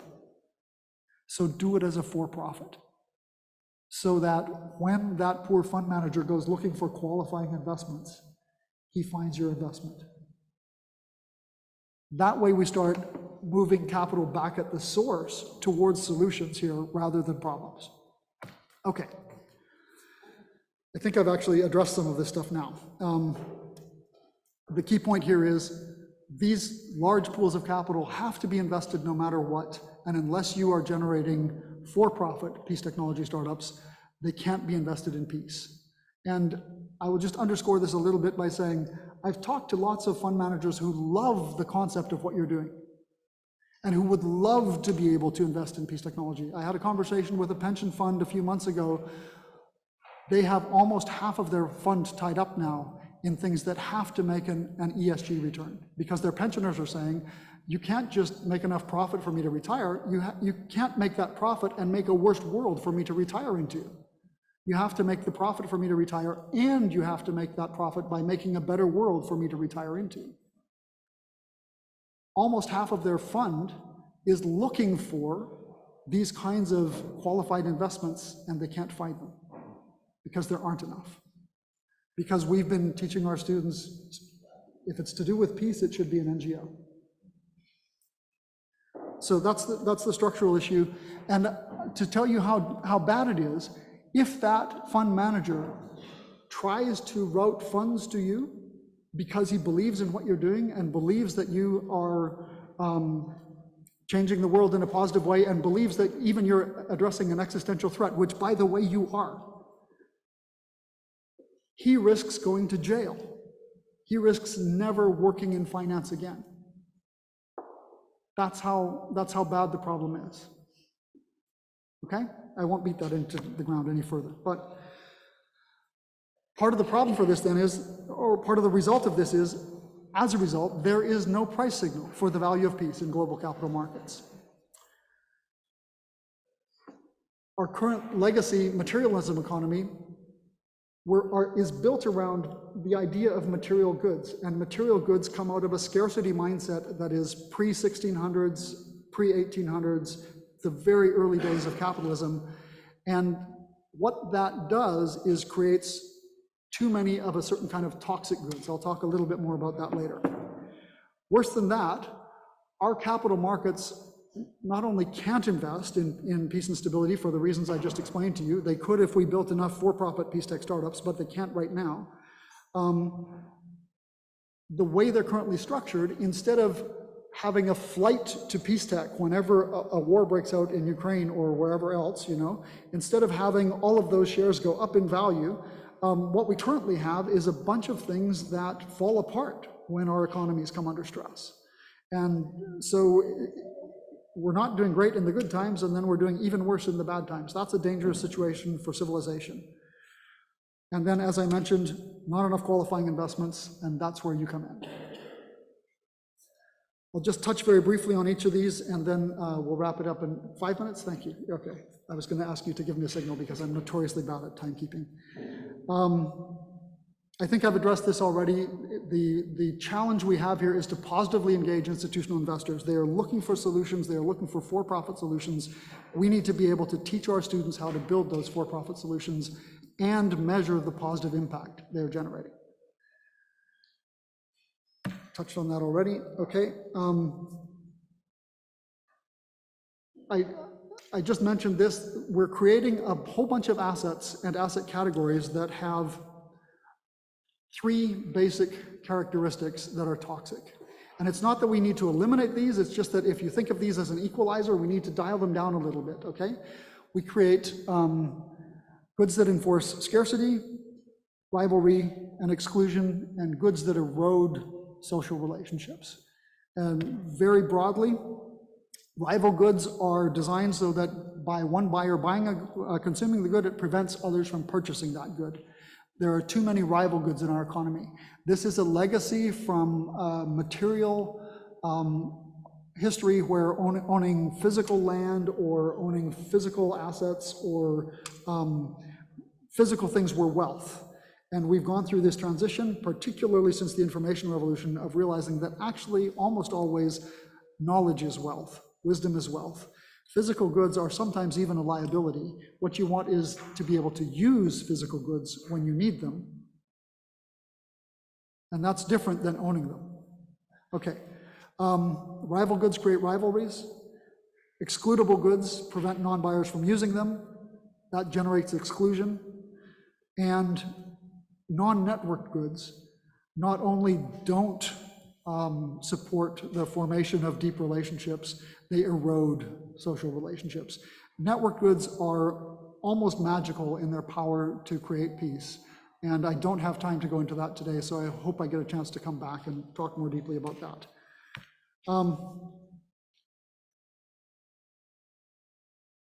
When you have too many of those kinds of goods, you end up, just one quick example, with the perverse incentives of,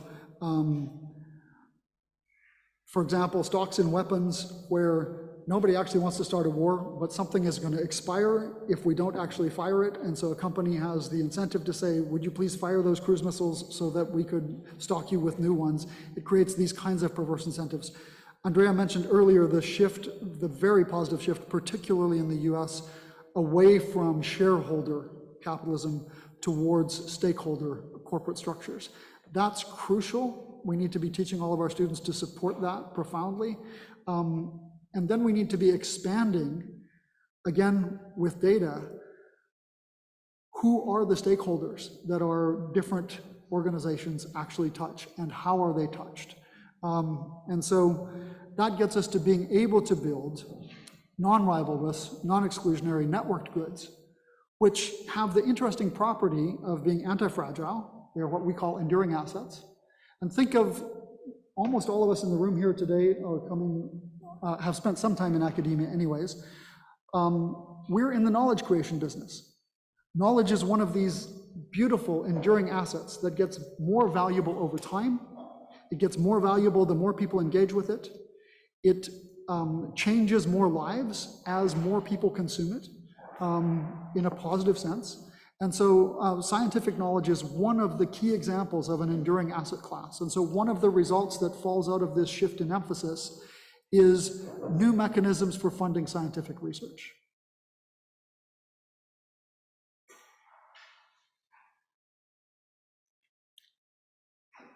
As I mentioned already, not enough qualifying investments. That is the deep structural issue underlying all of this. And I will quickly try and give a few examples here and talk about an alternative approach. By using the Hague Peace Data Standard, by measuring people's positive pro-social behavior with each other, by teaching them how to increase the quality of that behavior, something really interesting happens. It turns out that almost all value creation depends on our ability to cooperate and collaborate with each other. That means we have to be able to be aware of each other, pay attention to each other, communicate with each other, coordinate with each other, cooperate with each other. All of those things are a cost, but for any investor that's looking for a place to put their investments, if you can get over the threshold to the next thing where you collaborate, and our definition of collaboration is create mutual benefit that exceeds your cost of engagement, that's new wealth. And that new wealth, the immediate thing you can do with that is look for somewhere to reinvest it. And that's how we get to funding that is not only sustainable for peace, but is scalable for peace.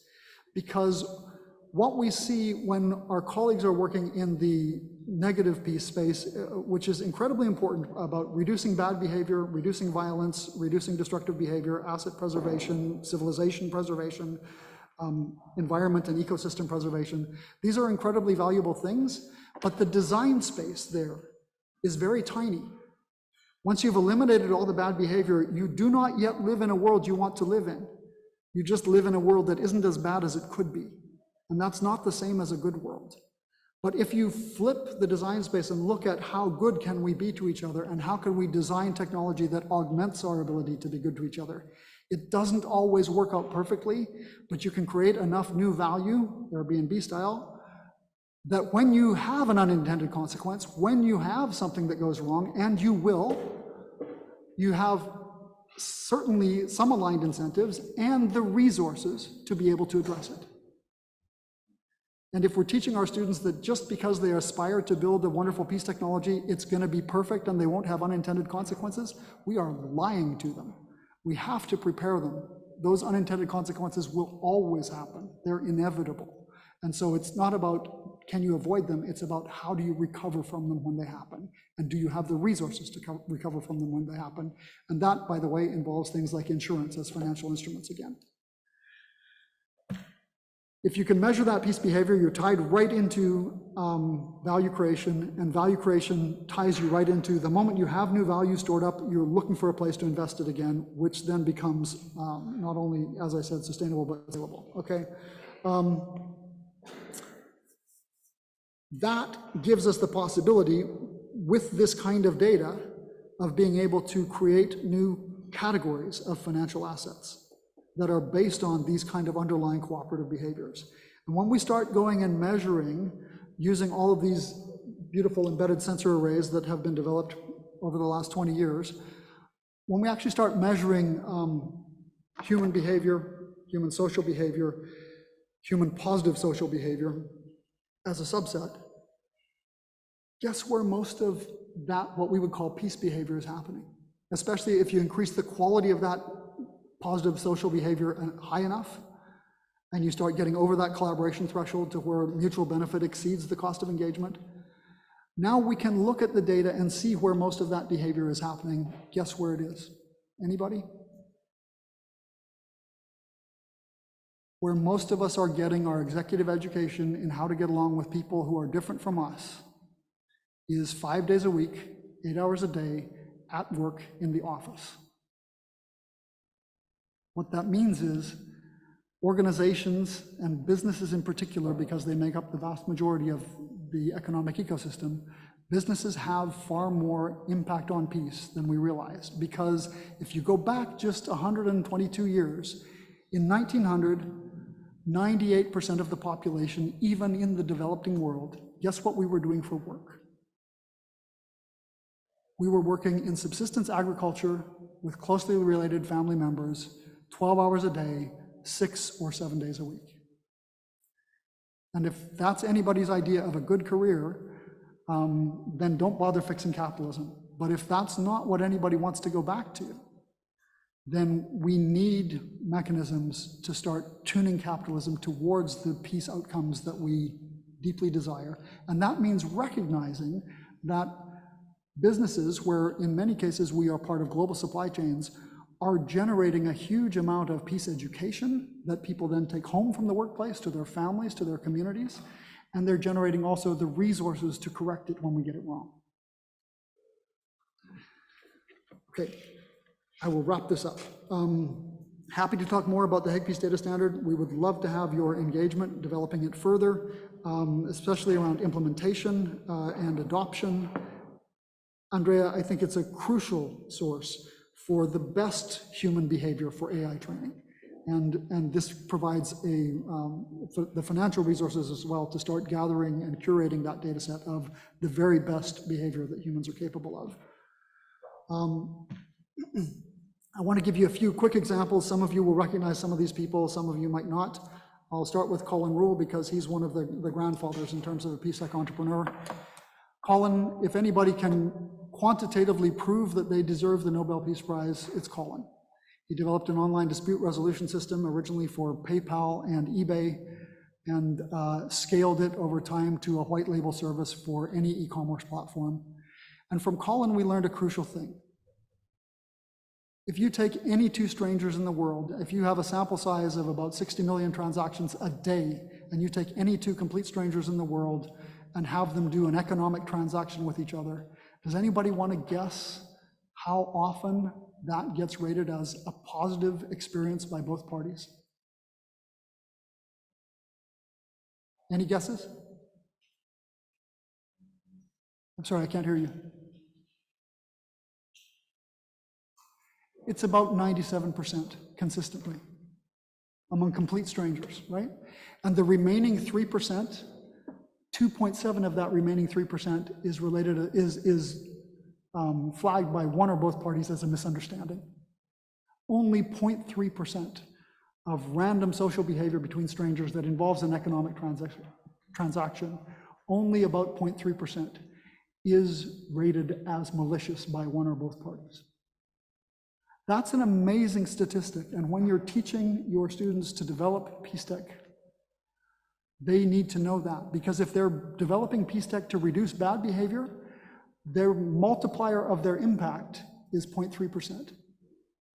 If they're developing PeaceTech to reduce misunderstanding, which is what Colin was doing, their multiplier of their impact is 2.7%. If they're developing PeaceTech that augments people's ability to be good to each other in some way, their multiplier is 97%. If you're dealing with scarce resources and limited talent and so on, and you want to have maximum impact on the world, think about those numbers. We need to close. Okay, I have one more page of examples. I'm happy to show the deck, and then I just wanted to touch on next steps here. We're organizing a Peace Finance Summer Institute. We would love to collaborate on joint executive education, because financial professionals are the ones who really need to, and by the way, the ones who get really excited about this. We've run an entrepreneur in residence program in the past for PeaceTech entrepreneurs. We would love to do that here in Europe. In order to get larger adoption by students, we need to be able to train more faculty, develop more curricula together. The joint research agenda, especially in the EU here, there's much more appetite for our work, I have to say, here in the EU than there is in the US, especially in Silicon Valley. We're very grateful for that. Yeah, we have a bunch of these kind of collaborations that we'd love to look into further. Thank you for your attention. Thank you for your patience while I ramble on.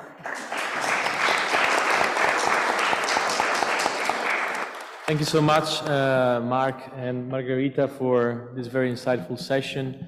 And we have all these different actors here around the table, from NGOs that you mentioned, also in a bit of a provocative way.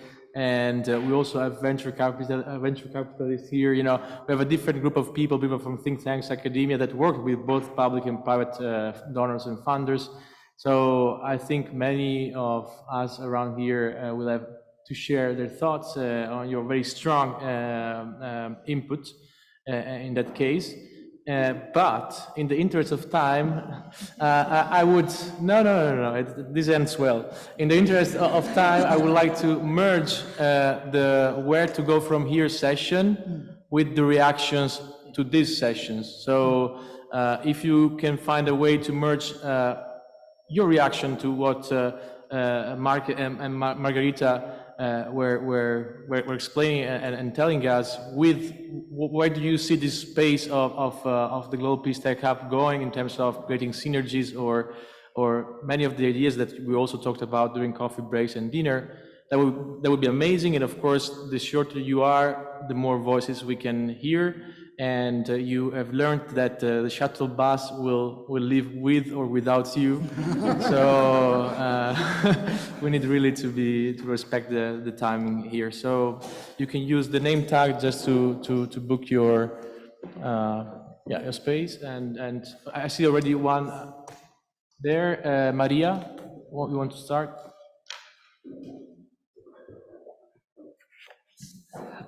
Hi, I have one comment and one question. It is actually one of the models that we've been working for thinking about is having a non-profit with a company attached.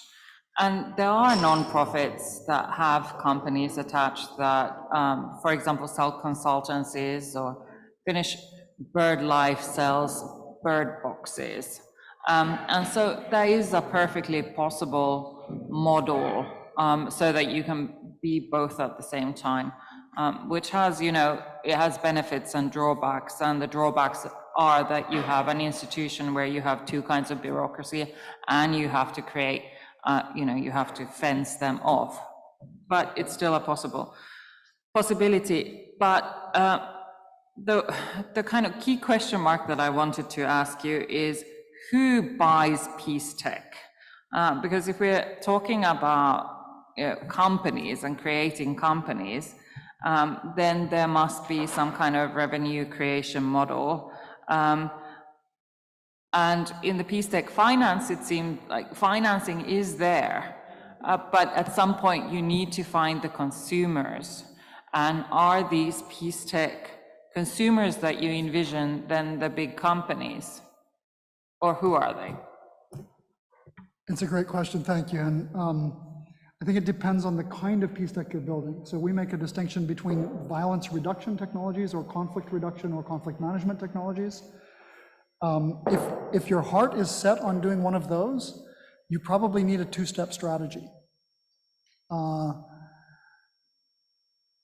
partner with somebody who's doing the positive PeaceTech stuff because they have the chance to actually generate significant new wealth, or consider doing a dual application where you're also focused on maybe a replacement behavior strategy where you're generating positive behaviors as a way of distracting people and getting people to shift their energy out of the negative behaviors. If, on the other hand, you're coming in fresh and you're just looking for how to build tools to help people be more good to each other, which, by the way, is where a huge amount of opportunity still remains. That is an unconstrained design space. We do not know. Think about this for a moment. With the technology we have today, think about all the things you could do for a complete stranger on the other side of the planet in the next 5 minutes, if you wanted to, with the technology we have today, that would have been completely impossible even 20 years ago. That's what I mean about the power of positive PeaceTech being an unconstrained design space. Because if you had asked somebody 30 years ago or 40 years ago to imagine being able to use your phone to instantly send money to a stranger on the other side of the world because you liked a project they were doing on YouTube, they would have thought you're crazy, right? And we have not come anywhere near exhausting the imagination for that. So the combination of for-profit and non-profit, it is the standard model that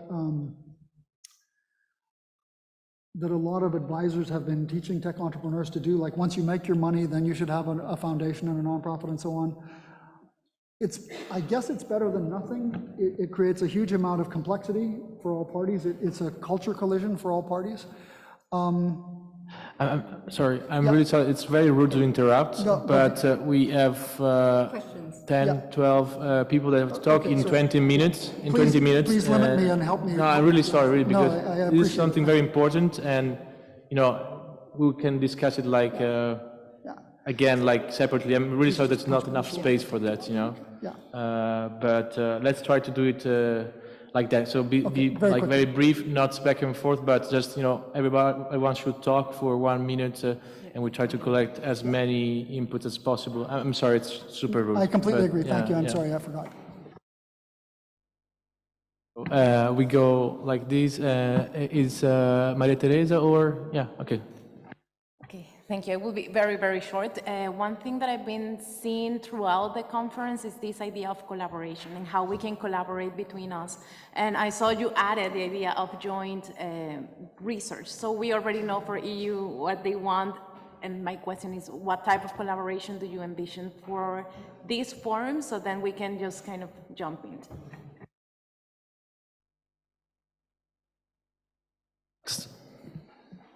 Nikita?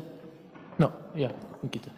You used the case of Facebook and mentioned with the caveat that that was the good days when they were doing good work, connecting people across boundaries. At which point did you start to put the caveat in when you realized that it's not as good as back in the days? Because it sounds like they did exactly what you would consider as PeaceTech.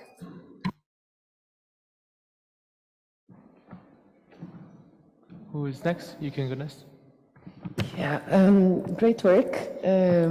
I must say it doesn't resonate a lot with me, but that's normal because I'm from the global south, and I feel like these concepts and these like making PeaceTech for profit does not really apply in places of conflict where no one's going to buy peace. Everyone profits from war.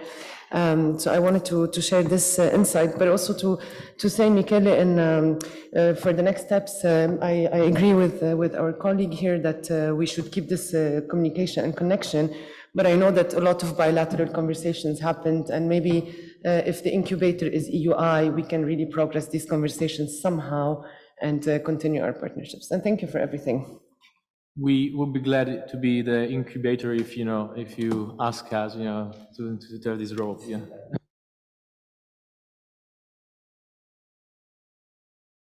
So who's next? Arthur? I just would like to make some small comment regarding the financing of PeaceTech as an investor in technologies, because I think that there is a kind of basic mistake which was made here.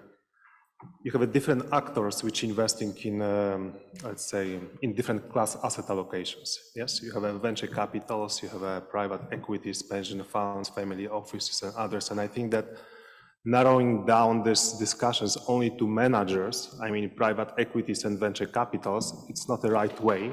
I agree with you, Mark, that from their perspective, there will be always big question mark, how they want to allocate capital. From a family office perspective, pension funds maybe will be much easier, or endowments or foundations. But I think that finding the way to finance PeaceTech, we should also a little bit change trajectory, because as I understood, please correct me if I'm wrong, you understand PeaceTech as a kind of investment in new products, new technologies, correct? Which are developed by new founders of new startups.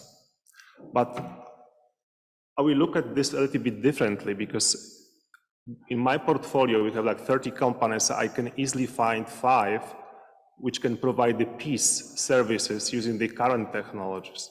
So I think that you should focusing on the current portfolio, existing technologies on the market, and you should try to pick up some features or solutions which can create the peace. It's a totally different way how we can finance, PeaceTech services and PeaceTech around the world.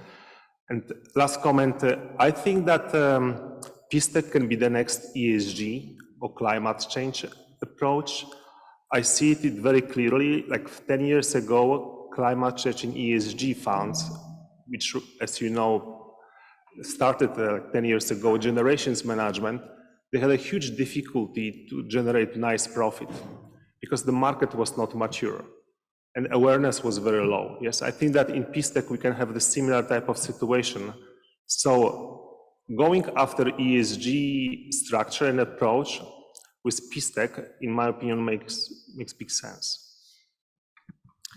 Thank you. There's obviously no space to reply to this, but we should keep the conversation, going and after the session. Sheldon? I want to piggyback on exactly what you were just saying, and I want to answer Maria's question directly, which was, and speak to next steps, so I'm going to wrap all 3 together. Maria said, who buys PeaceTech? And I can tell you, no one buys PeaceTech. We've incubated 36 companies in our accelerator. We spun out a for-profit data company. Nobody buys PeaceTech. They buy solutions to problems. They buy things that build social capital. They buy things that create progress, help you do things more, better, faster. That's what they buy. And in the world of next steps for the Global PeaceTech Hub, if we can define success clearly, and I would suggest to you that one definition of success is that when you go and speak to funders, and that is aid agencies, that is capital organizations, that is the ESG people, the SDG people, all the G people, when you go to them and you say to them, have you ever heard of PeaceTech? If you can get an answer back from those folks, that is, yes, PeaceTech is, I promise you, we will be in an entirely different world. And people will be buying PeaceTech at that point. But right now, that is not the case. And I know I've been doing it for 25 years. I fully agree. If you can look what's going on the market now, we see it as an investor. There are many ESG advisors, even law firms. Yes, they have their own departments and they're advising on ESG. I like what you exactly said. Creating this type of environment and awareness among the law firms and advisors about the PeaceTech can create a totally different, opportunities. Let's go. It's Paul. Cameron was first? Okay, sorry. No, but let's go around the table, yeah. Please, Paul, yeah. Thanks.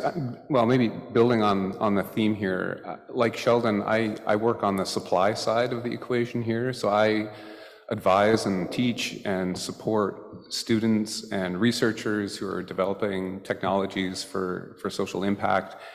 And I appreciate, I think maybe the overarching tenor, Mark, of what you brought here is to remind us that there's an abundance of resource and capacity to be tapped into. And again, not that there are technological solutions to all our problems, but there's an under-recognized resource to be brought to the table. My urging for going forward is that this could be a context to be putting more energy into to the demand side of the equation, like Sheldon was saying, recognizing that over the course of conversations here, there's probably not a peace building initiative to be found that couldn't have wouldn't find the kinds of conversations we're having here relevant to some degree, right? And so to the extent to which this could become the clearinghouse, a focal point, a gathering point for a much, much broader range of actors in the peace building sector, I think that could go a long way on the demand side as well to helping us make some of these helping me and others involved on the supply side make some useful connections. Thank you. Was Cameron first, and then maybe Martin? Okay. Go, Cameron, please. I'll just go. So in terms of, one comment about Mark's presentation, and then the next steps. First about Mark's presentation, I think that was a really, you had a wise point about the problems that might come from tech. It's something that I always teach my students. I say in public policy, the problems that the world is facing now is 100% because of good ideas. Nobody set out to be like, I want to roast the planet and cause crippling inequality. And so I ask them always how does your idea suck? Basically, I put that in your papers. Like, what problems are you creating? So I think this is a blind side of PeaceTech, is few of us are thinking about what are the issues that we are creating, what are the log jams that are coming in the future. I think that's an essential part of PeaceTech moving forward, because every war is waged in the name of peace. So unless we're actually thinking about the future issues, I think that's an important point. And then in terms of moving forward, with the topic mapping exercise, I find that incredibly insightful. Looking at the map, I would have never considered this stuff that I had done to ever be anything involved with PeaceTech. And so I think that I always envision as human rights and technology, human rights tech, even if you want to go there. Or is it human rights and tech, or tech and human rights, right? There's a bit of a debate. But anyway, so how do you get all these different people in these different sectors to actually start to see themselves as being part of PeaceTech? Because once we've had these conversations, I'm like, well, finally, there's a name for this whole group of people doing good stuff, and I'm part of it, which was really, really a nice feeling, but also realizing how many projects are out there, how many people are out there that don't know that they're maybe part of this bigger movement, and how that can be really quite fruitful, both academically, in terms of investments, in terms of impact, in terms of new projects, and actually and also thinking for Global South projects that are also not even aware that this entire world of PeaceTech exists, and there's connections there. So even connecting these silos, I think, is a really, really, really, really incredible thing. So hopefully that will continue. Oh, and thanks for the great event. Thank you. Thank you so much. I appreciate it. Sorry, Francesca, your name tag was aligned with Paul's name tag. I couldn't see it. Yeah. Please. So thank you so much. Well, actually, I have one first reaction about the debate around funding PeaceTech, and I can share our experience. So as an NGO. And already, let's say, in the wrong part, let's say, as of your presentation. Actually, we had a double challenge. One was having cyber, which is already pretty debatable term, and peace. And so I had a recent conversation with a pretty well-known philanthropist in the US who told me, well, the first time that you approached me, because you had cyber peace in your name, I thought you were fluffy, and so that you were not doing anything serious. And then after curating a little bit, let's say the relationship, okay, we got funded basically by him. I just share a couple of things. One is that the first year we tried to sparkle a debate about the role of philanthropy in cyber peace, giving concrete examples of how, for example, private foundations can support the work of cyber peace. And recently, we had a meeting in San Francisco because many and to Arthur's point, VCs and also like social impact fund and also many, for example, tech companies are try to understand how to enter into this space, but often there is a sort of like kind of like a language to bridge in a way, and this is where I think for this group I see two potential avenues. One, also starting integrating even more different communities, including I would say the donor community, to make them aware that cyber peace is an interesting, let's say, avenue for investors. And the second point, I definitely second what Cameron was saying. I finally found my people, basically. And just one suggestion, I think the map is excellent. Maybe the next step, and we are trying this also with another group that I'm part of like a digital rights and linking more with the cyber and so on, is also try to find what the different actors can bring at the table. So a practical example might be also to have a quick mapping on, okay, what the Cyber Peace Institute can bring, what AI for Peace can bring, so that also we make the connections a little bit easier. Thanks. Thank you so much. Martin? Yeah, first of all, let me just make a comment on what Mark presented. I think it would be good if you looked at community funding, because sometimes communities have a dynamics within that. So if you look at the Grameen model, where communities come together to fund a specific project, there is discipline within that. So I think that could be something you may want to consider, and it can have a very good and a lot of impact going forward. Two other areas that I just wanted to react to and just a way forward. There was a question around why are people not buying tech, PeaceTech? I think for me, it's because there's no demand. So we need to increase the demand, but then how do we do that? If you look at this room here, I think politicians are missing. So we need to start from where it really has a lot of impact. So the question would be bringing this to the level of the politicians, bringing it to policymakers, making sure that we have the regulators, and we also have the legislators or legislative angles in many of the jurisdictions that we deal with. That has a lot of impact because they control quite a lot of people and they also make critical decisions. So I think the pool of where we can tap into could be that. Someone might be asking, and what are you doing about it? I think Sheldon and I, we've agreed we are going to have a session where I'll invite him to talk to some of the influential policy makers within the African continent, and that's something that we're trying to work on. So I think that's something that we need to look at. The second issue is we've been looking at the metrics of how to measure PeaceTech going forward. I think we've taken into account issues of what is happening in various areas. But one metric that is critical is the impact assessment. And I know that's a bit early, but I think it makes a lot of sense if we start gathering data on the impact assessment of PeaceTech, and that can actually give us an edge when you negotiate to the would-be consumers in terms of the benefits of PeaceTech. The rest, I think we've summarized quite a lot in the session that we had before.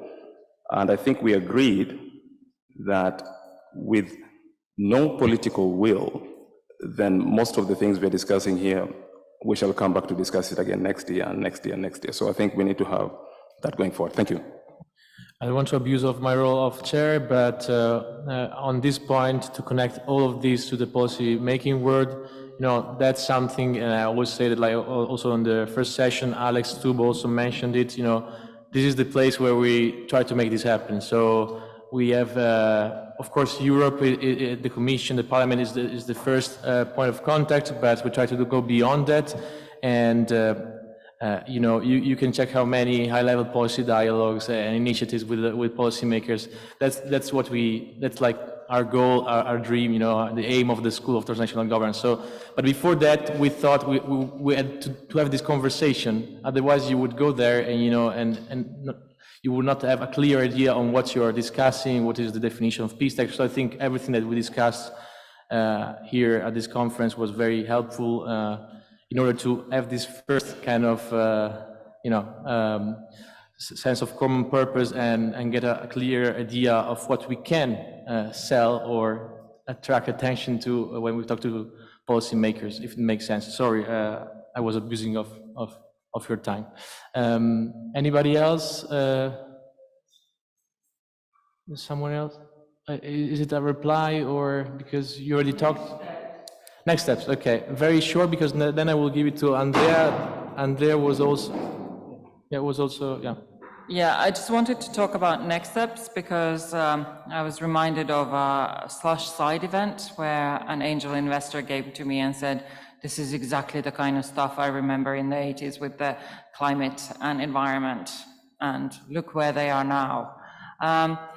This year, Slush had, some of you may have noticed, Slush gave a big prize to Russians. It was bad. They had to revoke the prize.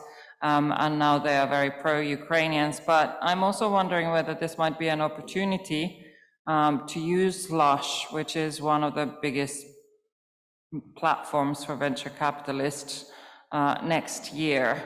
And if so, I could start working my magic with the Slush community, which is incredibly nebulous and difficult to reach and changes annually. But that might be of interest, and I'd invite anyone and everyone who is interested potentially in Slush next year to be in contact. It is quite an event. I mean, there's lights and music and smoke machines, and I mean, it's not for the faint of hearted. Thanks very much. Thank you so much for this very practical point, and we will surely take it into consideration. I will now give the floor to Andrea, and then if also the other conveners of the Global PeaceTech Hub, they want to say something, Stefan or Evelyn, Calypso, feel free to do so, and then we close. So, Andrea. Okay, thank you. Obviously, on Mark's presentation, I have like 500 questions, but I will not ask them, don't worry. And in any case, you would not wait for me to ask all of them. I think it's a very interesting and very provocative presentation. Obviously, you set the bar very high, meaning if for things to change, you really want to turn economics upside down, because this is what you're trying to do, I think we cannot wait for that, right? I think it's useful to discuss that and to tend towards that. But economics, the mainstream neoclassical economics that we use on a daily basis, and it's the basis of current approaches to capitalism, is based on the selfishness of individuals, not on the pro-social behavior. And those that try to call improvements in society situations where there is a reciprocal mutual advantage, such as Vilfredo Pareto, then got stuck into the fact that almost no reform in the world only has winners, right? So what did the economists do over time? Something that apparently was very neutral, though even the Pareto principle itself is not morally neutral, as Amartya Sen has explained to us. But the economics, I'm cutting a very long story short, started saying, okay, we can find a reform or an improvement where the gains of those that win are greater than the losses of those that lose, so that potentially, but not in fact, they could compensate the losers, and this will be a net benefit. Well, then we can call that an improvement, right? And so let's disregard distributional impacts, let's make the pie as big as possible. And this is exactly the opposite, right? And today we have that principle, which in academia is called the Kaldor-Hicks principle, because it was jointly, parallelly, slightly differently developed by Nicholas Kaldor and John Hicks in Cambridge and Oxford. And this is the basis of why we do cost-benefit analysis of public policy, and that's the basis of why we think that the selfishness of individuals in maximizing their own gains is potentially the basis for, and what makes the world go round, right? And what is also improperly referred to the invisible hand of Adam Smith, which is only a tiny little example in a much bigger book that actually, in a much bigger opus, of Adam Smith, which largely says what really motivates people to participate in society is justice, right? And the theory of moral sentiments is not maximizing in a selfish way one's own gain. So it is a big cultural claim on your end to tilt this balance and go on the side of other regarding behavior. But as you correctly point out, that's not how the world works and how financial markets reward investment. So if you're not there and you're not counted, what doesn't get measured doesn't get done. Okay, sorry for simplifying too much. I was wondering whether in that respect, you are currently finding the solution, or either reworking the system or pointing it really at the edge, or at a tiny solution within the system, which would be don't found NGOs and non-profit institutions that try to go for profit. I wonder if there is a third way we could work on, and I haven't fully thought about that, but indeed, technology offers us an expansion of our frontiers in many respects. And today we have this world of decentralized finance, or the tokenization of everything. And so my open question for you is, can peace be tokenized? Are there ways to send signals that do not go through the traditional channels, that incorporate these elements, perhaps in a less murky and muddy way than the ESG thicket currently does, because it is a mess at the moment, and whether we can work on decentralized forms that do not depend on the traditional chains of command, that send that signal and can be incorporated into investment decisions. On the other big systemic thing that you point at is stakeholder capitalism. And again, that is also something that needs to be expanded. I agree with you, because by itself, stakeholder capitalism only look at the stakeholders that participate in an enterprise. It doesn't go in the direction of preserving, for example, value for future generations, and creating more positive spillover effects beyond the remit within which a specific corporation works. It's a big debate. It's not a very fancy debate at the moment. No one wants to talk about it. And I think it's a cultural claim. We should probably make that, if only at the edges of what we do in global peace tech, but a demand for a system that rewards positive behavior and doesn't reward negative behavior. So that said, I will not continue with that, so don't worry. And the next steps that I have in mind, and I've started doing this already by taking notes during this couple of days, is to try and group all the different things that I've heard and the projects that have been proposed, big and small and narrow and broad, into a limited number of baskets, right? For all of you to sort of include and opt in those baskets by declaring your interests, and see whether we can develop a series of streams, which could be a series of projects that we can start immediately.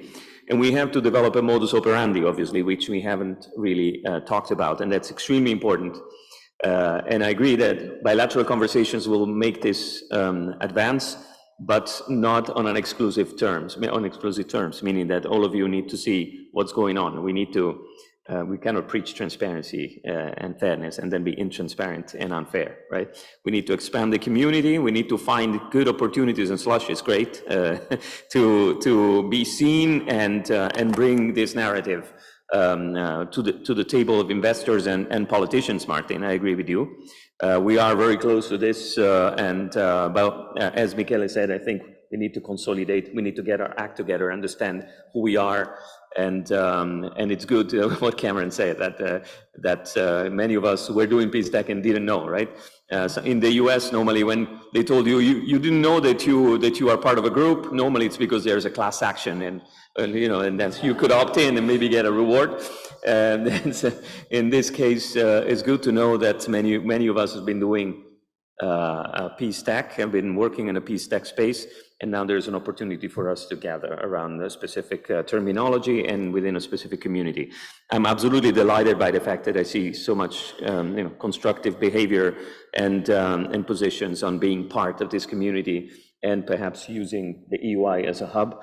And this is, for me, the first thing that I bring home as a success for us, because as I said when we started, yesterday, it seems like 2 weeks ago, but it's yesterday.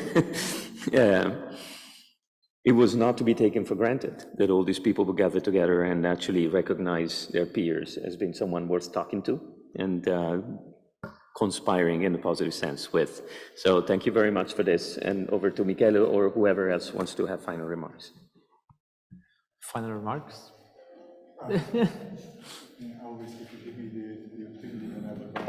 But yeah, no, I want to echo, and I just want to also thank Michele, Calypso, and Andrea, and of course Evelyn as well for being perfect partners, and of course thanks to Arthur for enabling all of this to happen. And I think over the last 2 days, I think there were like 4 kind of buckets that I heard that might be useful to explore as well. One is really the thought leadership kind of bucket, which is really about, anyway, it's still needed to actually have some thought leadership around PeaceTech, what it is.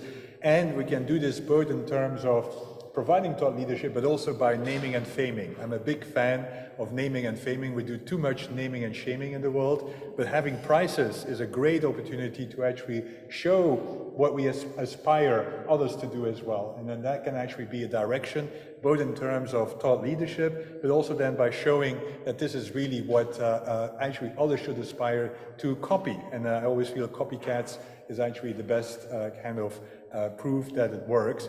That's the first cluster. The second cluster is that I do think that we need a lot more describing the field, whether it's through topic mapping, whether it's collecting what is already happening. We need to actually have a kind of a state of the PeaceTech kind of environment so that we know where it is heading and where we are today and what it comprises. But then we need to move to diagnosis, and we really need to start thinking about what works under what conditions, and also what is fit for purpose, right? I mean, this whole concept about low versus high tech is really about, anyway, more of a diagnostic kind of understanding on, we know that certain things work, what is it required, what are the purposes, and then we need to turn all of this, which is my fourth bucket, into more prescriptive kind of analysis, and also prescriptions on, now that we know this is happening, we know what works, what does that mean, and what can we then do, and what should you do, which it can be guidelines, it can be ethical guidelines, as well as how do you do it well and responsibly, but it could also be training and schools. And I think those 4 buckets, I think, is what I've heard over the last 2 days.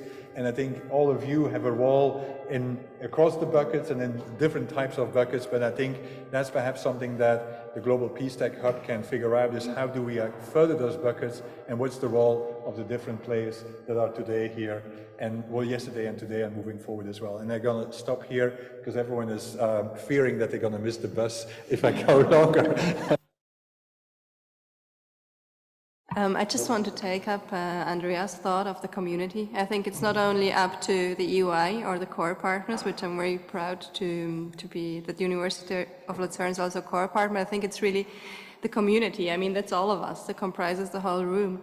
And I think it's not only up to us, like in a top-down approach, to say that is the way forward, but I think it's really to all of you. Like, there's so many experts here in the room, people who have been working on this topic for years, and I think if you can get together all these ideas and resources, then I'm sure there will be a way forward. And I think that's really a shared responsibility that we have, because we're working all on the same topic. So just to emphasize this this thought of a community and taking it forward together. And thank you all for being here and having organized that. Okay, so thank you so much for these final remarks, and thank you for everybody for attending this conference. When we discussed the goal of the conference, we were very open. We were thinking of bringing people together to explore synergies and see if there was like potential interest to give like life to this hub in reality. And I think that the conversations we had demonstrate that the interest is there. Now it's about working to make this, to give legs to this idea, this project, and to keep finding synergies in what we are working for and doing, and to make this global peace tech idea attractive for policymakers, for investments, because without investments we cannot go anywhere. and thank you all for your great spirit and contribution and fair discussion. Thank you so much, and I hope to see you very soon.